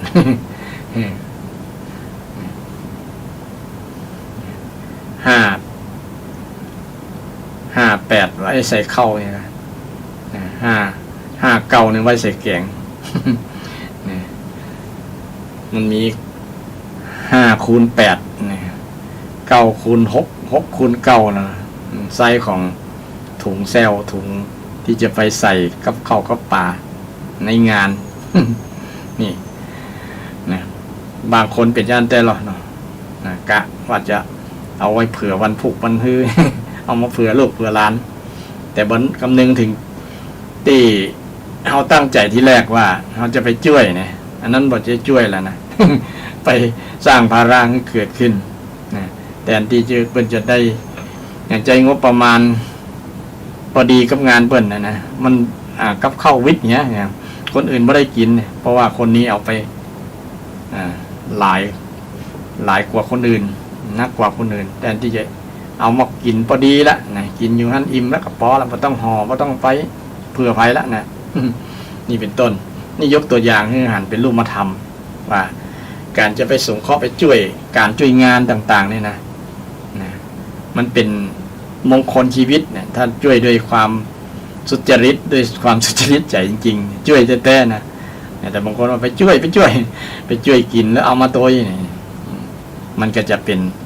การไปซ้ำเติมเพิ่มรายจ่ายกับเจ้าภาพบางคนว่าโอ้งานนี้เป็นได้ชาปนกิจตั้งนั่นตีนั่นตกสได้ตั้งแสนได้แสนนี่ก็คิดแบบนี้ก็เลยทำให้มีการ วางแผนไว้ไปซ้ำเติมเจ้าภาพก็มีเรื่องมีเล่ากันก็มีล่ะเกี่ยวกับเรื่องเล็กๆน้อยๆเรื่องกินเรื่องนั้นพวกนี้ญาติโยมทำให้มันเป็นปัญหาเกิดการวิวาทวาทะกันจังกันพิษหัวกันก็มีรักมีหลายเกี่ยวกับเรื่องกินเนี่ยสตาตีตัวเก่าบอกว่าไปช่วยงานนี่นะไปช่วยการช่วยงาน เลยไปช่วยทำให้มีเรื่องเนี่ยเพราะว่าไปข่อยกันไปว่าให้กันคนนั้นเอาตะอันคนนี้อันนี้นั่นเป็นอย่างเนี่ยเลยเปิดเรื่องเกิดเล่ากันนะพิษบาดหมางจิตใจกันก็เพราะเรื่องที่ว่าไปช่วย ช่วยเอามาช่วยว่าไปช่วยเปิ้นนะถ้าช่วยเอานี่มันเป็นปัญหาแต่จะช่วยเปิ้นช่วยเปิ้นทำช่วยเปิ้นแปลงนี่ไปช่วยเอาเนี่ยช่วยเอานี่เป็นปัญหาบ่งบอกถึงความโลภโลภะจิตที่มีในจิตใจเฮานะกินอิ่มแล้วยังบ่พอนี่อันนี้บ่ได้ว่าไผในศรัทธา แต่ว่าบางคนว่าบางคนบ่ได้นะถ้าเฮามีจิตใจที่จะช่วยแต่เนี่ยต้องแสดงออกถึงความบริสุทธิ์ใจเห็นบางคนนี่ไปช่วยจริงช่วยคนที่บ่มีจะกินนี่เนาะเอาอาหารการกินไปให้อย่างช่วงโควิดเกิดโรคโควิดเนี่ยหัน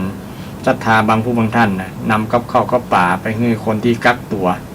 เป็นกักตัว14วันเนาะศรัทธานี่มีน้ำใจนี่ช่วยแต่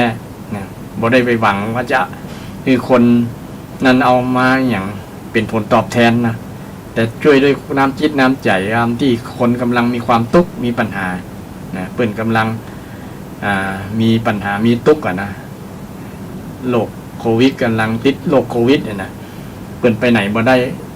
การงานก็ไปทำบ่ได้เพราะว่าเปิ้นต้องกักตัวอยู่นะคนที่หันอกหันใจว่าโอ้เปิ้นไปทำการทำงานจะกินจะได้จะนอนจะได้นอกประมาณนั้นนี่คนมีน้ำใจคือมีเมตตาและกรุณาอยู่ในจิตในใจนะอยากจะไปช่วยจริงๆกรณีนี้ช่วยแต่ญาติโยมช่วยด้วยความบริสุทธิ์ใจการช่วยแบบนี้มันตามเจตนารมณ์ของธรรมะมงคลธรรมะมงคลของพระเจ้าช่วยญาติสงเคราะห์ญาติสงเคราะห์ในยามที่มันมีคนนั้นได้รับปัญหาได้รับความทุกข์จริงๆ เพราะว่าคนเอาบางครั้งมันก็สร้างเหตุสร้างปัจจัยต่างกันเนาะบางคนถึงแม้จะมีภัยต่างๆก็บ่มีผลกระทบนะยังอยู่สบายยังบ่เป็นหยังนะทำงานทำการอยู่ปกตินะก็บ่มีผลกระทบหยังแต่บางคนมันถึงกับล้มละลายก็มีนะอาชีพหลายๆอาชีพที่จะต้องอาศัยการช่วยกันนี่แหละนะเช่นคนจะไปกาดไปหนังนะไปจับจ่ายใช้สอยมันก็ไปยากลำบากนะคนที่ทำอาชีพประกอบอาชีพเกี่ยวกับเรื่องอาชีพรับจ้างขับรถบริการขับรถนี่นะก็ไปบ่รอดก็มีนะเช่นรถแดงรถเหลืองรถคิวทั้งหลายเนี่ยนะบางคนก็รายได้ตีไปบริการประชาชนบริการคนบริการลูกค้าเนี่ยมันบอกคุ้มค่าน้ำมันนะจำเป็นต้องยุดเช่นเดียวกันนะยุดบ่ได้นะถ้าอย่างอื่นมันบ่ยุดตัวนะกล้าคลองชีพกับเข้ากับป่ากล้าเทิมลูกกล้าสะปะอย่างนะนี่มันเป็นผลกระทบในช่วงนี้แหละมีคนมีน้ำจิตน้ำใจจะต้องช่วยเหลือกันโดยเฉพาะคนที่อยู่ใกล้ชิดใกล้เคียงนะที่เป็นญาติเท่านั้นถ้าเจอกับญาติเท่านั้นเราช่วยได้อันนั้นจะเป็นมงคลชีวิตศรัทธาญาติโยมช่วยที่เราพอจะช่วยได้ถ้าสมมุติว่าเรามีกำลังพอนะแต่เราบ่มีกำลังทรัพย์กำลังอย่างอื่นเราก็ช่วยตามที่เราทำได้เนาะอย่างที่อธิบายกับศรัทธาว่าการช่วยนี้บ่ต้องช่วยได้เงินก็ได้ช่วยด้วยคำโอ้คำจาด้วยการคำแนะนำต่างๆก็เป็นการช่วยอย่างหนึ่งเพื่อนของว่าปิยาวาจาเนี่ยก็เป็นการสงเคราะห์อย่างหนึ่งนะการอู้ม้วนๆในญาติโยมก็เป็นกำลังใจแล้วนะเช่นคนกำลังเจ็บป่วยเนี่ยนะได้คนอู้ที่ดีมีวาทศิลป์ต่างๆนะไปอู้คือคนที่กำลังป่วยอยู่นะมีพลังภายในเกิดขึ้นนะมันพลังจิตเนี่ยมันฟังแล้วมันม่วนจิตม่วนใจนะหายจากโลกก็มีแล้วญาติโยมนะนี่แต่ญาติโยมเนี่ยแต่คำอุคำจานี่มีผลต่อชีวิตคนนะมีผลต่อชีวิตคน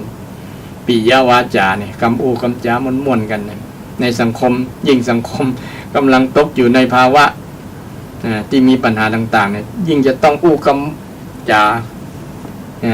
ต้องใจคำอู้มันม่วนใจกันเนาะแต่ใจคำอูที่บ่ม่วนเป็นปรุสวาทก็ดีนะเป็นคำอูที่เป็นทุพภาษิตนี่วจีทุจริตเนี่ยนะมันจะสร้างปัญหามันบ่เป็นมงคลต้องสร้างปิยวาจาที่เป็นจะสงเคราะห์นะจะช่วยกันนะสงเคราะห์แปลว่าการช่วยเกื้อกูลกันนะเนาะญาติโยมสงเคราะห์ญาตินะสงเคราะห์ญาติสงเคราะห์คนที่เรารู้จักมักคุ้นหรือว่าญาติสายโลหิตของเราจริงๆกันเลยนะแล้วแต่กรณีที่ญาติฝ่ายไหนจะมีที่จะให้เราได้ไปช่วยเขาคนที่เราจะช่วยก็ต้องมีปัญหาอย่างที่ว่ามายามเจ็บยามจนยามจากนี่ว่าเนาะยามเจ็บเนี่ยเจ็บไข้ได้ป่วยบางครั้งเนี่ยมันบอกหูตัวมันบ่ได้มีเครื่องหมายบ่งบอกว่าจะเจ็บเป็นอย่างเมื่อใดเนาะยิ่งเจ็บด้วยอุบัติเหตุนี่นะญาติโยมโอ้วันนั้นขับรถไปจนไปเกิดอุบัติเหตุนี่ประกันก็บ่มียิ่งไปผิดกฎจราจรเนี่ยมันต้องเสียค่านั้นเสียค่านี่โอ้บ่ฮู้จะไปเปิ้งไผนี่ถ้ามีบุคคลยื่นมือไปช่วยยื่นมือไปช่วยช่วยตามกำลังที่ช่วยได้นะมันก็เป็นกำลังใจให้กับคนที่กำลังมีปัญหามีประสบกับความทุกข์กับประสบปัญหาอยู่นะมันก็แบ่งเบาภาระกันได้ตามหลักธรรมชาติแล้วคนที่ถูกช่วยเนี่ยก็จะนึกถึงคุณจะขอบคุณโดยธรรมชาติอยู่แล้วญาติโยมแต่เราบ่ต้องไปหวังว่าเราได้ช่วยมันเป็น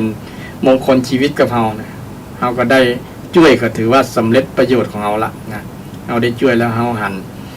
ปัญหามันบางเบาไปเนี่ยก็ถือว่าภาคภูมิใจแล้วญาติโยมช่วยเนี่ยเช่นเฮาไปช่วยแม้แต่ช่วยสัตว์นะสัตว์กำลังประสบกับอุบัติเหตุเนี่ยกำลังเป็นโรคเป็นนั่นนะเฮารักษาหายแล้วนะเฮาก็ต้องอะไรกับมันละนะมันหายแล้วก็จงภูมิใจว่ามันหายจากโรคแล้วเฮาก็ดีใจเฮาก็ม่วนใจแต่บ่ต้องไปอะไรถึงว่ามันจะเป็นจะได้ต่อแฮมเนี่ย มันจะเป็นทุกข์ใจเฮานะการ การสงเคราะห์นะสงเคราะห์ญาติสงเคราะห์บุคคลนี่เป็นมงคลถึงวันนี้สังคมไทยก็ยึดถือกันปฏิบัติกันตลอดแต่ว่าบ่ฮู้บ่ได้ว่านี่เป็นการสงเคราะห์นะเป็นมงคลชีวิตที่พระเจ้าได้สอนนี่ศรัทธาท่านผู้ฟังเอาสงเคราะห์กันได้โดยที่บ่ต้องเสี่ยงตั้งก็ได้นี่แกกับผู้กำจาอย่างที่ว่าเนาะอู้จาม่วนๆกันนี่มันก็ช่วยได้ช่วยให้มีความสุขได้เส้นสามีภรรยาเนี่ย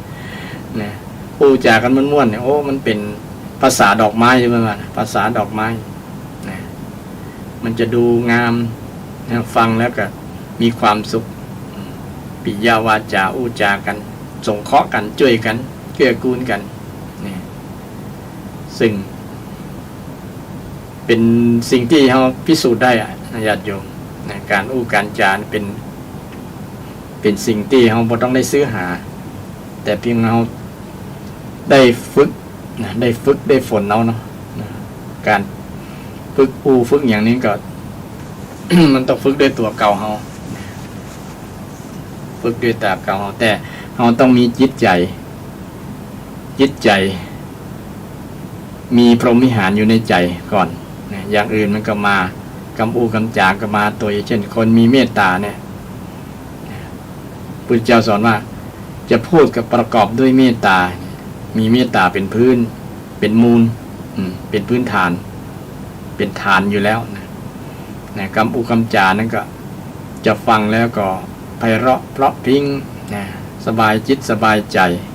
นี่ปรารถนาดีต่อกันความปรารถนาดีต่อกันคือเมตตาเมตตาสร้างเมตตาอย่างที่ได้ยกคาถาเฮศรัทธาญาติโยมได้ฟังกัน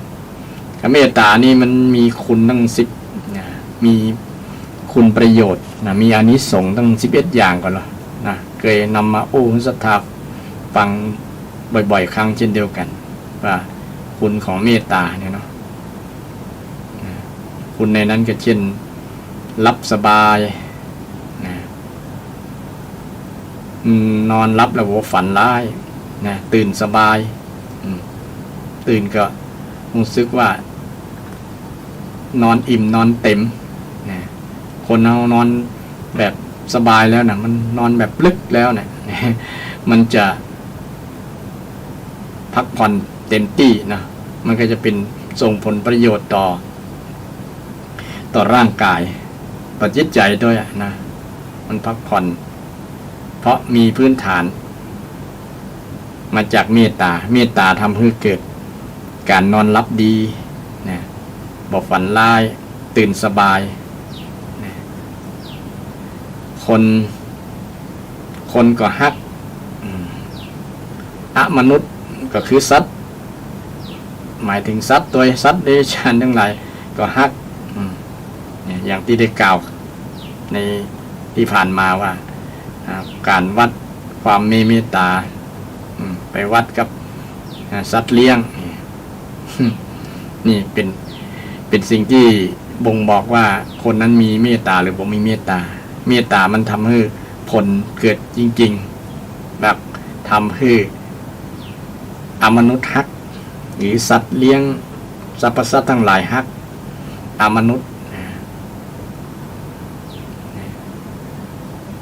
เทวดาก็ฮักษานี่ประโยชน์หรือว่าห้องปอนเนาะปอน11อย่างไปได้แผ่เมตตาอย่างเดียวเนี่ยญาติโยมคุณธรรมหลายๆอย่างเกิดขึ้นนักหลายแม้แต่คนรักษา จะรักษาศีลนะถ้ามีเมตตาก็รักษาศีลก็สำเร็จเพราะคนมีเมตตาฮักกันแล้วเนี่ยคนจะบอกฆ่ากันไหมก็ศรัทธานะศีลข้อแรกก็สำเร็จคือรักษาได้ถ้าคนจังกันเนี่ยศีลก็ไปเลยนะจะทำเป็นเหตุให้คนฆ่ากันได้ปาณาติบาตได้ถ้าคนฮักกันจะไปละเมิดของรัฐของทรัพย์สินเงินทองกันนะเพราะว่าเอ็นดูกันนะโอ้เอ็นดูมันฮักกันปรารถนาดีต่อกันอย่าจะเอาบ่ลงนะเอาไปบ่ลงทำบ่ลงทำบาปบ่ลงทำบาปไม่ลงเพราะว่ามีเมตตาในจิตในใจคนเราถ้ามีความปรารถนาดีต่อกันนะมันจะมีศีลไปโดยปริยายญาติโยมคนมีเมตตาจะบ่ละเมิดการเรื่องคู่ครองเรื่องกิ๊กเรื่องอย่างเพราะว่าปรารถนาดีต่อกันเกรงอกเกรงใจนะฮักคนนี้กับกว่าคนนี้จะได้รับ ตุกใจได้รับความได้มีปัญหาต่างๆนะเกิดความหิริโอตตัปปะความเกรงอกเกรงใจขึ้นมานะก็จะบ่ละเมิดศีลข้อที่3นะเพราะว่ามีความฮักนะสามีภรรยาคู่ใดถ้าบ่ฮักกันแล้วมันถึงละเมิดได้นะมีกิ๊กมีกักเนี่ยเพราะว่าใจมันบ่ฮักแล้วล่ะใจบ่มีเมตตาต่อกันแล้วนะมีต่างคนกับต่างมีนะประชดประชันกันก็มีนี่เพราะว่าบ่มีเมตตาเป็นพื้นนะบ่มีเมตตาเป็นพื้นฉะนั้นเมตตาเลยสำคัญอย่างต่างชาวล้านนาของเราปราชญ์ล้านนาญาติโยมเน้นเรื่องเมตตาภาวนาและเมตตาก็เป็นการสงเคราะห์สังคหะซึ่งกันและกันเกิดขึ้นในสังคมในมนุษย์ชนคนเฮาเพื่อให้เกิดคุณงามความดีมังคละเกิดขึ้นในชีวิตของเราเพราะอาศัยเมตตาเมตตา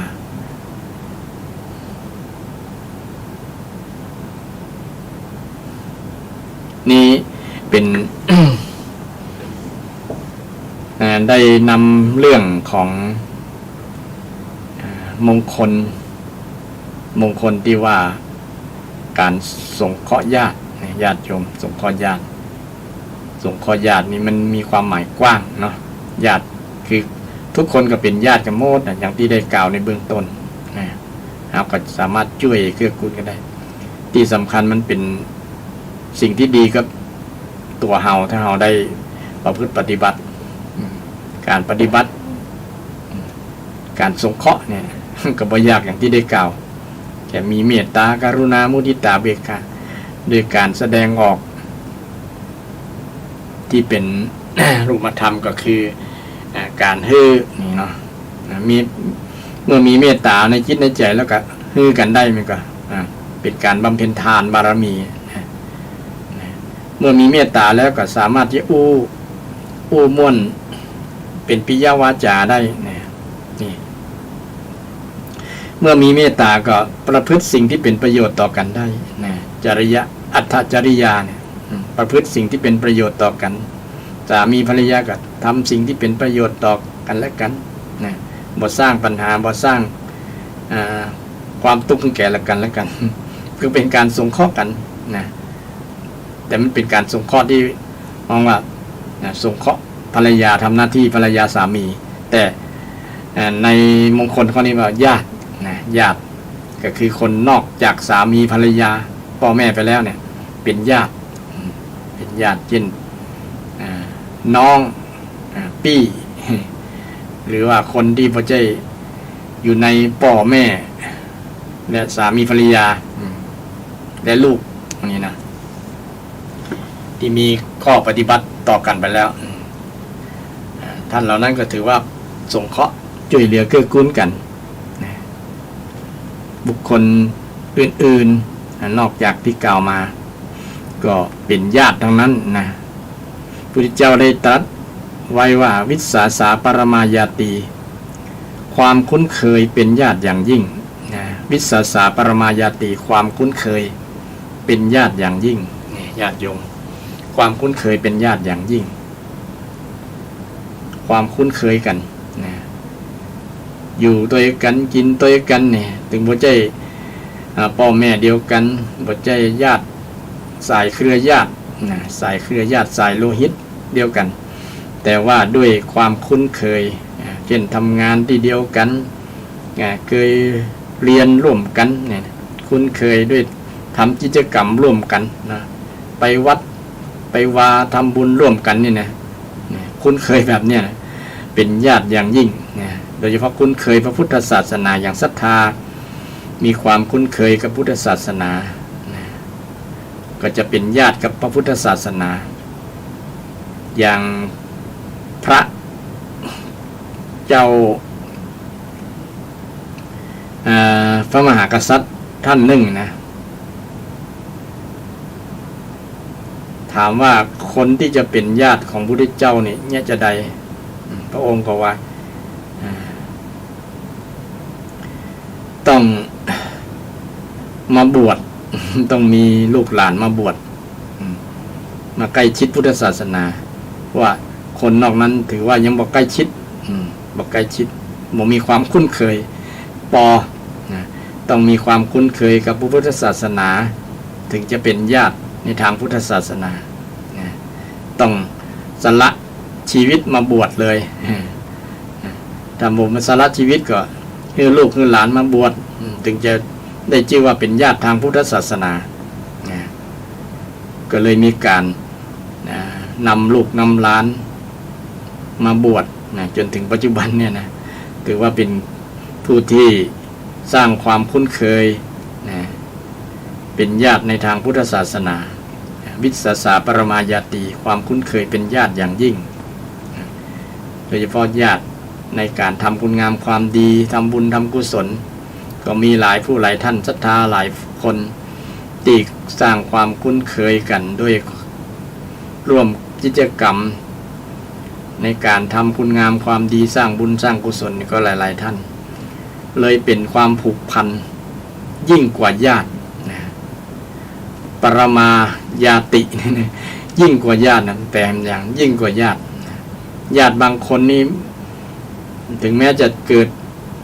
สายโลหิตเดียวกันนามสกุลเดียวกันก็ยังบ่มีความคุ้นเคยถึงขนาดนั้นนะห่างกันจิตใจห่างกันดูเหมือนไม่ใช่ญาติก็มีละแต่ถ้าคนที่เคยทำคุณงามความดีมีคุณงามความดีต่อกันนะประทับจิตประทับใจกันนะเพราะว่าเป็นผู้ที่มีอัธยาศัยมีทัศนะเหมือนกันนะการกระทำทิฏฐิความเห็นเป็นสัมมาทิฏฐิเดียวกันเนี่ยมันจะสร้างความคุ้นเคยใกล้ชิดสนิทสนมแนบแน่นนะยิ่งกว่าญาติยิ่งกว่าญาติความคุ้นเคยลักษณะนี้นะแล้วคนที่ทำการสงเคราะห์ญาติธรรมเนี่ยท่านผู้ฟังทั้งหลายญาติธรรมธรรมที่เกิดญาติที่เกิดโดยธรรมนะเกิดโดยความดีงามญาติที่เกิดโดยธรรมอย่างจะทำให้มันเป็นมงคลชีวิตกับคนที่สงเคราะห์กับญาติเหล่านั้นนะญาติเหล่านั้นนะบางครั้งเอาช่วยเหลือเกื้อกูลกันเนี่ยนะก็เลยทำให้เกิดการเพราะว่าวัฒนธรรมบางภาคเนี่ยเพิ่นจะมีประเพณีที่ผูกมิตรผูกเสี่ยวกันเนี่ยนะญาติโยมสร้างความกลมเกลียวความกลมกลืนกันและความเป็นผู้คุ้นเคยความเป็นญาตินี่มาสนิทชิดเชื้อสนิทนิบแนบแน่นที่ดีเนี่ยผูกมัดทางด้านความดีในผูกว่าเป็นเสี่ยวเป็นพ่อเสี่ยวแม่เสี่ยวเป็นเพื่อนเสี่ยว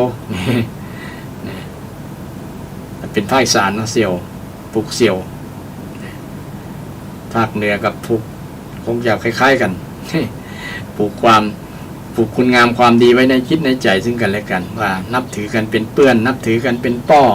นับถือกันเป็นแม่เนี่ยนะผูกมิตรผูกความรู้สึกที่ดีๆในคิดในใจนะเพราะว่าต่างคนก็ต่างจะได้เอื้อเฟื้อเกื้อกูลได้สงเคราะห์กันนะ ได้สงเคราะห์ช่วยเหลือเกื้อกูลกันยามที่ฝ่ายใดฝ่ายหนึ่งมีปัญหาฝ่ายใดฝ่ายหนึ่งมีปัญหาก็จะได้ช่วยกันเป็นเพื่อนที่เป็นกัลยาณมิตรเป็นกัลยาณมิตรกัลยาณมิตรนี่ถือว่าช่วยเหลือเกื้อกูลกันได้ทุกเวลาทุกนาที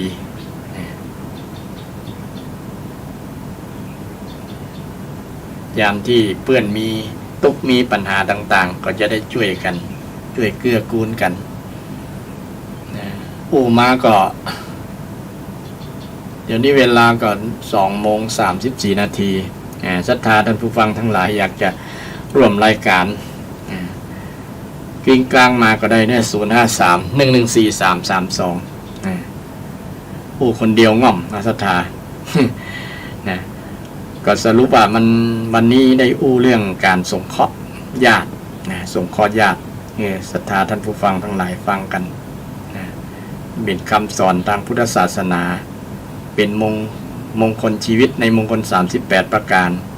เป็นข้อปฏิบัติของชาวพุทธไม่ใช่เฉพาะชาวพุทธทั่วโลกนะทั่วโลกสามารถนำไปปฏิบัติได้นำไปใช้ได้โดยบ่สงวนลิขสิทธิ์พุทธเจ้าบอกเคยสงวนลิขสิทธิ์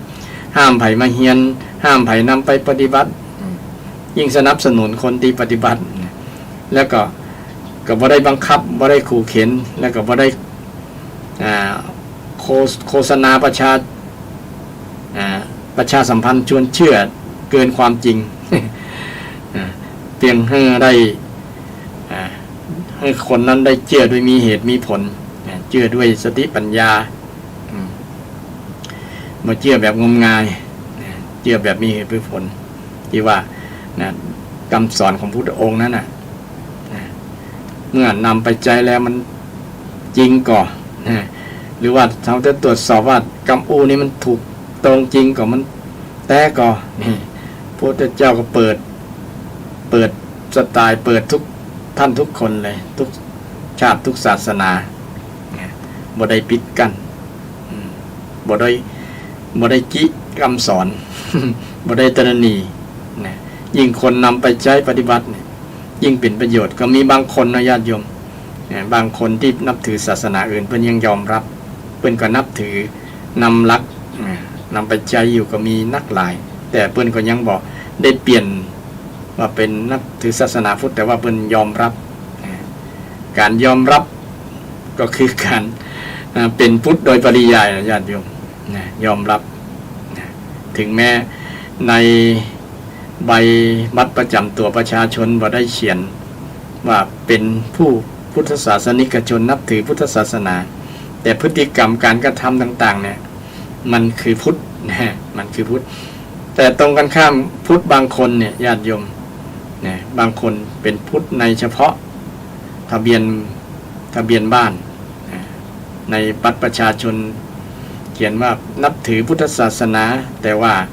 บ่ฮู้จักนำธรรมะคำสอนและบางที่สำคัญบ่เชื่อพระพุทธเจ้าบ่เชื่อหันหลังให้พระพุทธเจ้าไปหันหน้าไปหาไผก็บ่ฮู้ไปหาเทพไปหาสิ่งต่างๆที่มันบ่ใช่คำสอนทางพุทธศาสนาแสดงว่าบ่ใช่พุทธแท้ประมาณนั้นคือหลงทางอาจจะเป็นหลงทางคือที่สำคัญบ่เชื่อนั่นน่ะบ่เชื่อคำสอนว่าคำสอนพระเจ้านั้นนำไปประพฤติแล้วได้ผลจริงแล้วก็เป็นคำสอนที่ถูกจริงสามารถพิสูจน์ได้รอการพิสูจน์เป็นอากาลิโกญาติโยมเป็นสันทิฏฐิโกสันทิฏฐิโกเชิญมาพิสูจน์ตรวจสอบได้เลยตรวจทานตัวแย้งได้เลยบ่ได้ปิดบังบ่ได้ห้ามบ่ได้ขู่เข็นว่าถ้าบ่เชื่อนะเป็นบาปเป็นกรรมนะตกนรกมกไหม้เนี่ยถ้าบ่เชื่อบ่ทำตามนี่นะพุทธเจ้าไม่ได้สอนแบบนั้นยิ่งเปิดพุทธเจ้าได้สอนเกี่ยวกับเรื่องศรัทธานะว่าแม้แต่เป็นครูบาอาจารย์เนี่ยก็อย่าฟังเชื่อเด้อบ่ได้หมายความว่าบ่ให้เชื่อนะแต่ว่าอย่าฟังต้องพิจารณาไตร่ตรองให้ดีก่อน มันถูกมันผิดจะใดมันมีเหตุมีผลมันจริงก็นะมันเป็นโทษก็มันเป็นประโยชน์จะได้นี่ลักท่าทีในคำสอนพุทธเจ้านะญาติโยมสุดยอดบ่มีที่ไหนแล้วญาติโยมเปิดกว้างขนาดนี้ใจกว้างญาติโยมพุทธเจ้าใจกว้างมากนะใจกว้างนะใจกว้างนะกว้างยิ่งกว่ามหาสมุทรสาครทั่วโลกกว้างก็ยิ่ง เตียวพิสูจน์ได้กับการให้แผ่เมตตานี่ไงเป็นเรื่องใจกว้างนี่กับญาติโยมนะฮักหมดแม้แต่สรรพสัตว์ทั้งหลาย ฮักกันหมดบ่ได้บิดปิดกั้นที่ไหนบ่ฮื้อจังกันบ่ฮื้อมียศถาบรรดาศักดิ์อย่างต่างๆบ่มาปิดกั้นในความมีเมตตาและความปรารถนาดีต่อกันแต่สังคมไทยส่วนหนึ่งก็จะมีชนชั้นวรรณะนะโดยมีอิทธิพลมาจากอินเดียกันวรรณะวรรณะสัตว์กับวรรณะกษัตริย์พราหมณ์แพทย์สูตร4วรรณะแต่ก่อนเนี่ยเดี๋ยวนี้ยังมีเพลามาลงพ่องแล้วแต่ก่อนนี่บ่ได้นะวรรณะต่างๆนี่อยู่ไผอยู่มันทำไผทำมันห้ามมายุ่งกันนะแม้แต่มานั่งแผ่นกระดานเดียวกันเนี่ยก็ยังยุ่งเลยสมัยแต่ก่อนนะพระเจ้าอย่างทีคาวุพันธุละนี่นะ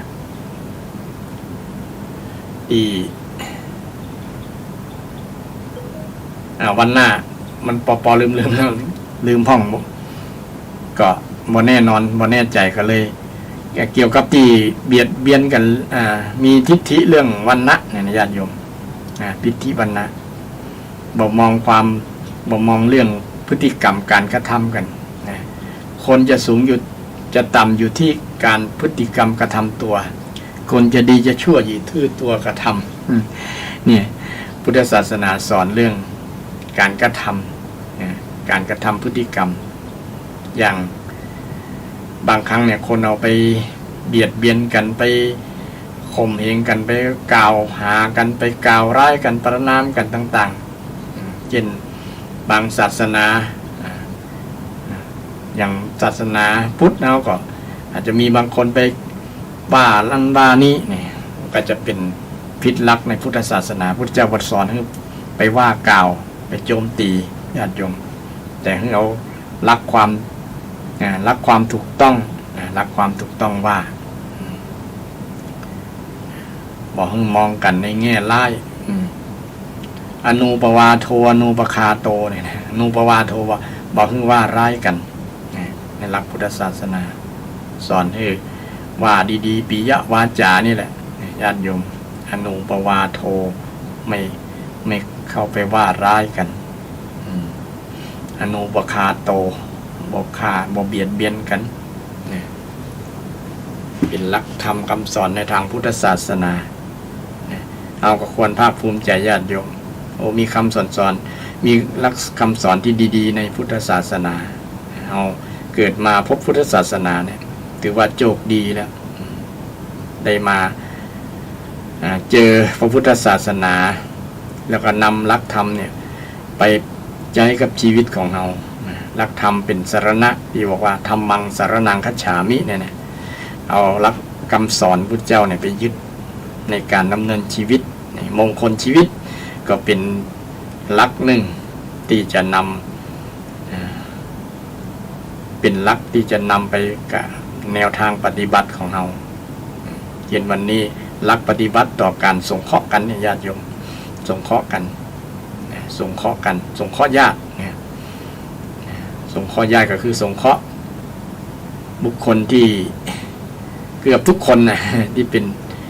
บอกว่าเป็นญาติสายโลหิตญาติทางธรรมสงเคราะห์กันเพื่อที่จะให้เกิดคุณงามความดีความเจริญต่างๆตัวมาเพราะว่าคนเราก็ต้องพึ่งพาอาศัยกันนะเนาะอยู่กันอยู่คนเดียวยากลำบากที่จะอยู่รอดต้องได้พึ่งพาอาศัยอย่างที่ได้กล่าวมาแล้วนะเราก็ต้องพึ่งพ่อพึ่งแม่พวกนี้นะพึ่งครูบาอาจารย์พึ่งยามที่เราทำคนเดียวมาได้เนี่ยนะ บางอย่างงานบางอย่างสิ่งบางอย่างมันทำคนเดียวบ่ได้เนี่ยคนเดียวบ่ได้ก็ต้องพึ่งพาอาศัยกันแม้แต่บางอย่างทำคนเดียวได้แต่ว่ามันคัดคืนอย่างมันขึ้นบอกเนี่ยก็ต้องได้เปิ้งกันเปิ้งกัลยาณมิตรคนที่มาแนะนำอีตางบอกอย่างพระสงฆ์องค์เจ้าก็เป็นกัลยาณมิตรของศรัทธาญาติโยมพระสงฆ์องค์เจ้าถึงแม้ว่าจะเป็นพระสงฆ์โดยสมมุติสมมุติสงฆ์สมมุติสงฆ์ก็ถือว่าเป็นกัลยาณมิตรเป็นกัลยาณมิตรกับศรัทธาท่านผู้ฟังถึงท่านเหล่านั้นบ่ได้เป็นพระหันต์ก็จะมีบางรูปบางตนก็เป็นพระหันต์ก็ถือว่าเป็นอริยสงฆ์ที่เราได้เคารพเป็นพระสงฆ์ในรัตนตรัยคือสังฆรัตนะสังฆรัตนะคือพระสงฆ์ที่เป็นพระอริยบุคคลพระสงฆ์โดยสมมุติก็ต้องเปิ้งพระสงฆ์โดยอริยบุคคลที่เป็นพระอริยบุคคลที่เป็นอริยบุคคลแต่มีศรัทธาส่วนหนึ่งก็ไปอย่างก็ไปเข้าใจว่าพระสงฆ์บ่แยกแยะพระสงฆ์ที่เป็นสมมุติสงฆ์กับพระอริยสงฆ์หรือว่าพระอรหันต์เนี่ยเนาะเอาไปสูนกันหมดเลยทำให้เกิดมีปัญหาบอกเข้าใจความเป็นจริง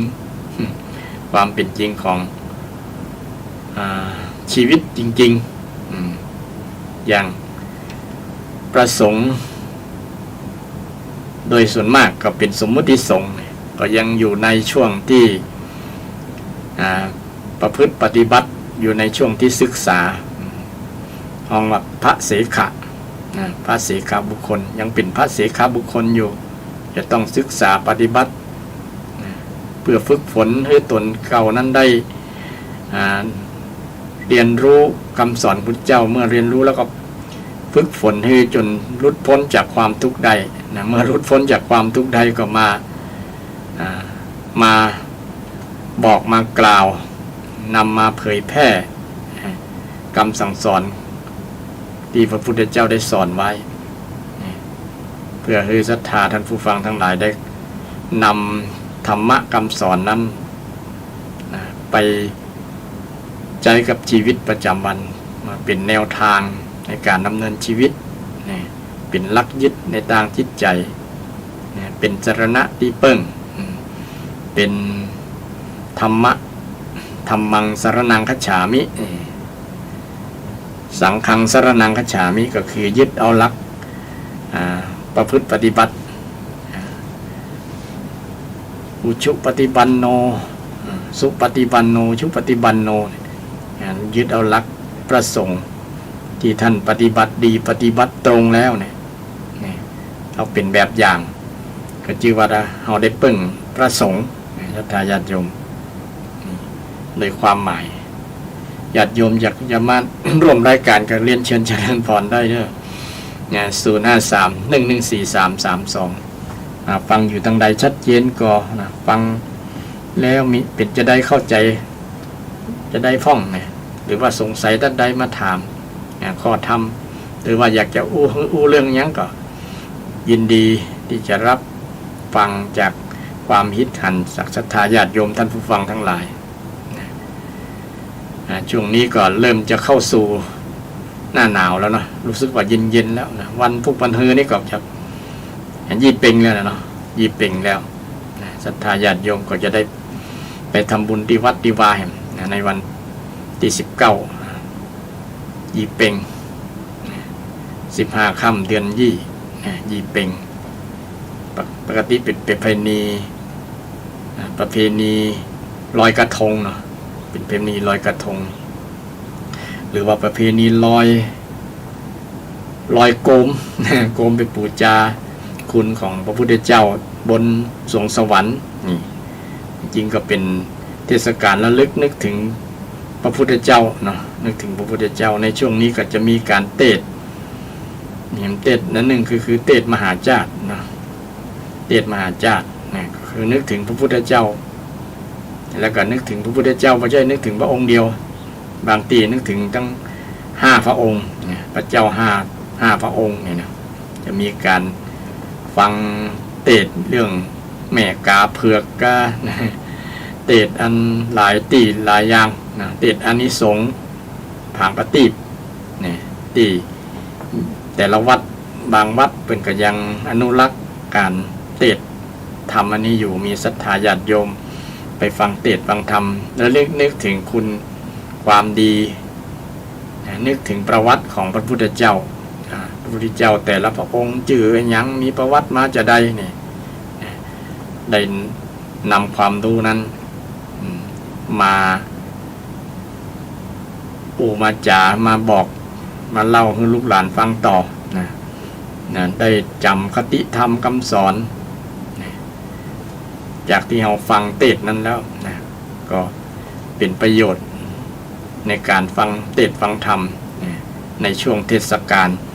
ยี่เป็งเนี่ยเนาะเพิ่นจะนิยมการฟังเทศฟังธรรมกันแบบนี้นะบางตีบางแห่งเพิ่นตั้งธรรมหลวงกันนะอาตมาก็บ่ใจคนเมืองแต่ก็ว่าหันประเพณีตังล้านนาเนี่ยเพิ่นมีประเพณีแต่ที่เทศมหาชาตินี่ตังอาตมาก็คุ้นเคยทางภาคอีสานเพิ่นจะเทศพูดนะเดือน4ก่อนนะเดือน3บุญเข้ากี่เดือน4บุญพระเวทนี่เทศมหาชาติบุญพระเวทสันดรนะพระเวทนะพระเวทสันดรแต่ต่างล้านนาเฮานี่จะช่วงที่10เดือนเนี่ยเดือนยี่เป็งเนี่ยเนาะเดือนยี่เป็งจะตั้งทำหลวงเทศมหาชาติมหาเวสสันดรชาดกตั้ง13กันจะท่ากับฟังวันค่ำฟังวันค่ำกันตั้งแต่เจ้าจนถึงค่ำเนี่ยจนถึงมื้อแรงฟังเอาอานิสงส์ฟังแล้วก็ม่วนญาติโยมแต่ละผูกละกันก็มีครูบาอาจารย์มาเทศนะประจำผูกนะเป็น13รูป13ตนญาติโยมก็ฟังแต่ก่อนนะฟังเต็มวิหารเนาะเดี๋ยวนี้ก็ศรัทธาก็ล้มหายตายจากกันไปคนที่เคยฟังก็บ่ได้มาฟังแล้วไปฟังบนสวรรค์จันทร์ฟ้าแทนสวรรค์จันทร์ฟ้าแต่ผู้ที่เกิดเมื่อลุ้นก็บางคนก็เป็นลูกเป็นหลานก็บ่ได้มาสืบทอดการฟังเทศน์ฟังธรรมในส่วนนี้เพราะว่ามีงานบ่มีเวลาที่จะมาปลีกตัวมาฟังเทศน์ฟังธรรมในแบบคนสมัยก่อนอันนี้ก็บ่เป็นหยังว่ากันนะเดี๋ยวนี้ก็มีความสะดวกสบายที่จะฟังเทศน์แบบออนไลน์ ฟังเทปฟังดูทาง YouTube ก็ได้นะทางFacebook นะหลายๆทางนะที่เลือกฟัง ก็เป็นความสะดวกเป็นการง่ายญาติโยมก็ปรับไปตามสถานการณ์การเวลาเนาะอย่างมีครูบาอาจารย์หลายรูปก็ออกรายการสดทาง Facebook นี่เป็นต้นเนาะญาติโยมก็สะดวกเอาฟังอยู่ที่บ้านดูที่บ้านได้นะหันหน้ากันฟังแล้วหันหน้าตัวถึงแม้จะอยู่คนละที่นะเพราะว่าช่วงยุคนี้เป็นยุคโลกสื่อสารแบบดิจิตอลนะแบบโซเชียลนะอันอย่างกับสะดวกสบายหมดนะเป็นโลกที่ห้องว่าเป็นสมัยหูติ๊บตาติ๊บก็ว่าได้นะเราอยากได้ยินยังก็ได้ยินอยากจะดูยังก็ได้ดูนะได้ดูแต่ละญาติโยมบ่ต้องไปก็ได้นะอย่างเดี๋ยวนี้มีความเจริญทางเทคโนโลยีโทรศัพท์สามารถจะเต็กดูประเทศต่างๆอยู่มุมไหนของโลกเนี่ยได้หมดเดียว นะแม้แต่สามารถจะหันหน้าคนที่กำลังเตียวกลางต้งกลางหน้าก็ยังได้เลยนะเพราะว่าอาศัยจากดาวเทียมส่องกล้องมาแล้วก็สื่อภาพนั้นมาส่งภาพนั้นมาทุกจุดของมุมโลกนะทุกมุมโลก นะสามารถหันโลกใบนี้ทั้งแก่นนะทุกมุมได้นี่มันสะดวกสบายฉะนั้นการที่จะมาฟังเทศน์ที่วัดเนี่ยก็เลยเป็นเรื่องที่บ่สะดวกบ่เข้ากับบางครั้งก็บ่เข้ากับการสมัยนะมันคงจะหมดสมัยไปแล้วนะแต่ก็ยังมีนะยังมีอีกบางแห่งโดยเฉพาะต่างบ้านชนบทเนาะที่ห่างไกลจากความเจริญอย่างบางชุมชนบางตำบลบางอำเภอก็ยังมีรักษาประเพณีไว้อย่างเหนียวแน่นอย่างสืบทอดกันต่อลูกต่อหลานได้ก็เป็นที่น่าอนุโมทนาถ้ารักษาได้ญาติโยมแต่รักษาบ่ได้ก็เป็นตามเหตุตามปัจจัยเนาะเขาบ่ยึดมั่นถือมั่นอย่างนั้นมันก็เป็นมีขึ้นมีลงว่านะบ่แน่วันหน้าจะบูมขึ้นมาแหมก็ได้ นะหรือว่าวันหน้าบ่มีสักทีก็ได้เพราะว่ามันความเจริญของด้านเทคโนโลยีเนี่ยนะมันเปลี่ยนนะคนก็ต้องทำปรับเปลี่ยนให้ตันกับเทคโนโลยีนะถ้าเปรียบปรับบ่ตันก็จะทำให้เกิดการบ่ตันโลกนะบ่ตันโลกจะทำใจลำบากนะโอ้โลกเปิ้นไปถึงไหนแล้วนะแต่ก็ยังมาอยู่อย่างเก่าอยู่เป็นประมาณนั้นนะเพราะว่าโลกเดี๋ยวนี้เป็นโลกที่ย่อส่วนย่อโลกได้นะอยากจะหันอยากจะดูอย่างได้หมดประเดี๋ยวนะซึ่งเป็นความเจริญทางเทคโนโลยีแต่ว่าเราต้องปรับความเจริญทางด้านจิตใจให้ตันกับด้านเทคโนโลยีซึ่งเป็นสิ่งที่จะต้องปรับเพราะว่าธรรมชาติมันบางอย่างก็ปรับตันลำบากนะบางอย่างก็ปรับตามนั้นเช่นสัตว์ต่างๆที่เขาเคยอยู่แบบเคยทำแบบนั้นเคยมีวิถีแบบนั้นก็ต้องปรับตามวิถีของ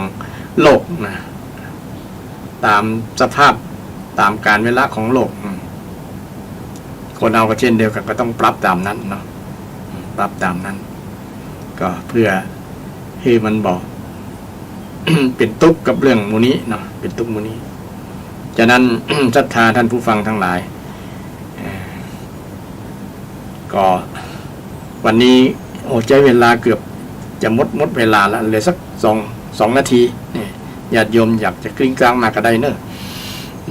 053114332 ซึ่งรายการธรรมะเพื่อสืบสานและเพิ่มแรงบันดาลใจจากวัดชัยสถานวันนี้ก็มีท่านอาจารย์พระครูประภัสชัยคุณเจ้าคณะตำบลสันปุโรยเขต2พร้อมกับอาตมาภาพพระครูสิริอมราภิรัตน์วัดอมรารามสันอุ้มเชิงดอยสะเก็ดได้มาจัดรายการธรรมะเพื่อสืบสานและเพิ่มแรงบันดาลใจรายการสดๆเลย2 ชั่วโมงเต็มญาติโยมประจำวันพุธเนาะใครอยากจะฟังก็เปิดขึ้นรอได้จากบ่ายโมงถึง3 โมง2 ชั่วโมงเต็มๆซึ่งตรงนี้ก็ได้ความ อนุเคราะห์ความเมตตาจากนายสถานีคือท่านพระครูสมุวิสุวัตรวรจิตโจซึ่งเป็นนายสถานีได้มอบเวลากับทางรายการจัดผังรายการนี้กับทางรายการเพื่อสืบสานเพิ่มแรงบันดาลใจจากวัดสถานีมาพบปะและก็ญาติโยมประจำทุกวันพุธก็มีโทรศัพท์เข้ามาขออนุญาตเจริญพรพระเจ้าเจริญพรจากไหนน้อเนี่ยฟังอยู่เนอจากวัดไหนจากบ้านไหนอาจารย์อยู่วัดไหนเจ้าอยู่วัดสันอุ้มโยมวัดสันอุ้มดอยสะเก็ดวัดสันอุ้มดอยสะเก็ดวัดสันอุ้มดอยสะเก็ดอ๋อวัดสันอุ้มดอยสะเก็ดนี่แหละเจริญพรเจ้าฟังอยู่ฟังจากทางใดเนี่ยจากทางใดเนี่ย จัดรายการอยู่เจ้าค่ะอาจารย์ แม่นจัดรายการอยู่เจริญพรเปิดให้จัดรายการก็ได้ กำลังจัดอยู่ฮะยังจัดอยู่ สมมติเวลา หน้ากันไหนก็ฟังอยู่นะ ฟังอยู่เนาะฟังประจำกอ เจ้าฟังทุกวันเลยเจ้า ทุกวันเนาะเจริญพรยินดีด้วยเด้อ เจ้าไว้จ้าเจ้า เวลาหมดเวลาและญาติโยมก็นำรายการธรรมะเพื่อสืบสานและ ไม่เกิดเรื่องแล้ว จากวัดชัยสถาน จากศรัทธาท่านผู้ฟังทุกท่านไปก่อน วันพุธหน้ามาปะกันใหม่เนาะวันนี้ขอเจริญพรทุกท่านทุกคนมีความสุขกายสบายใจ เจริญด้วยอายุวันนะสุขภระทุกท่านทุกคนเจริญพร ส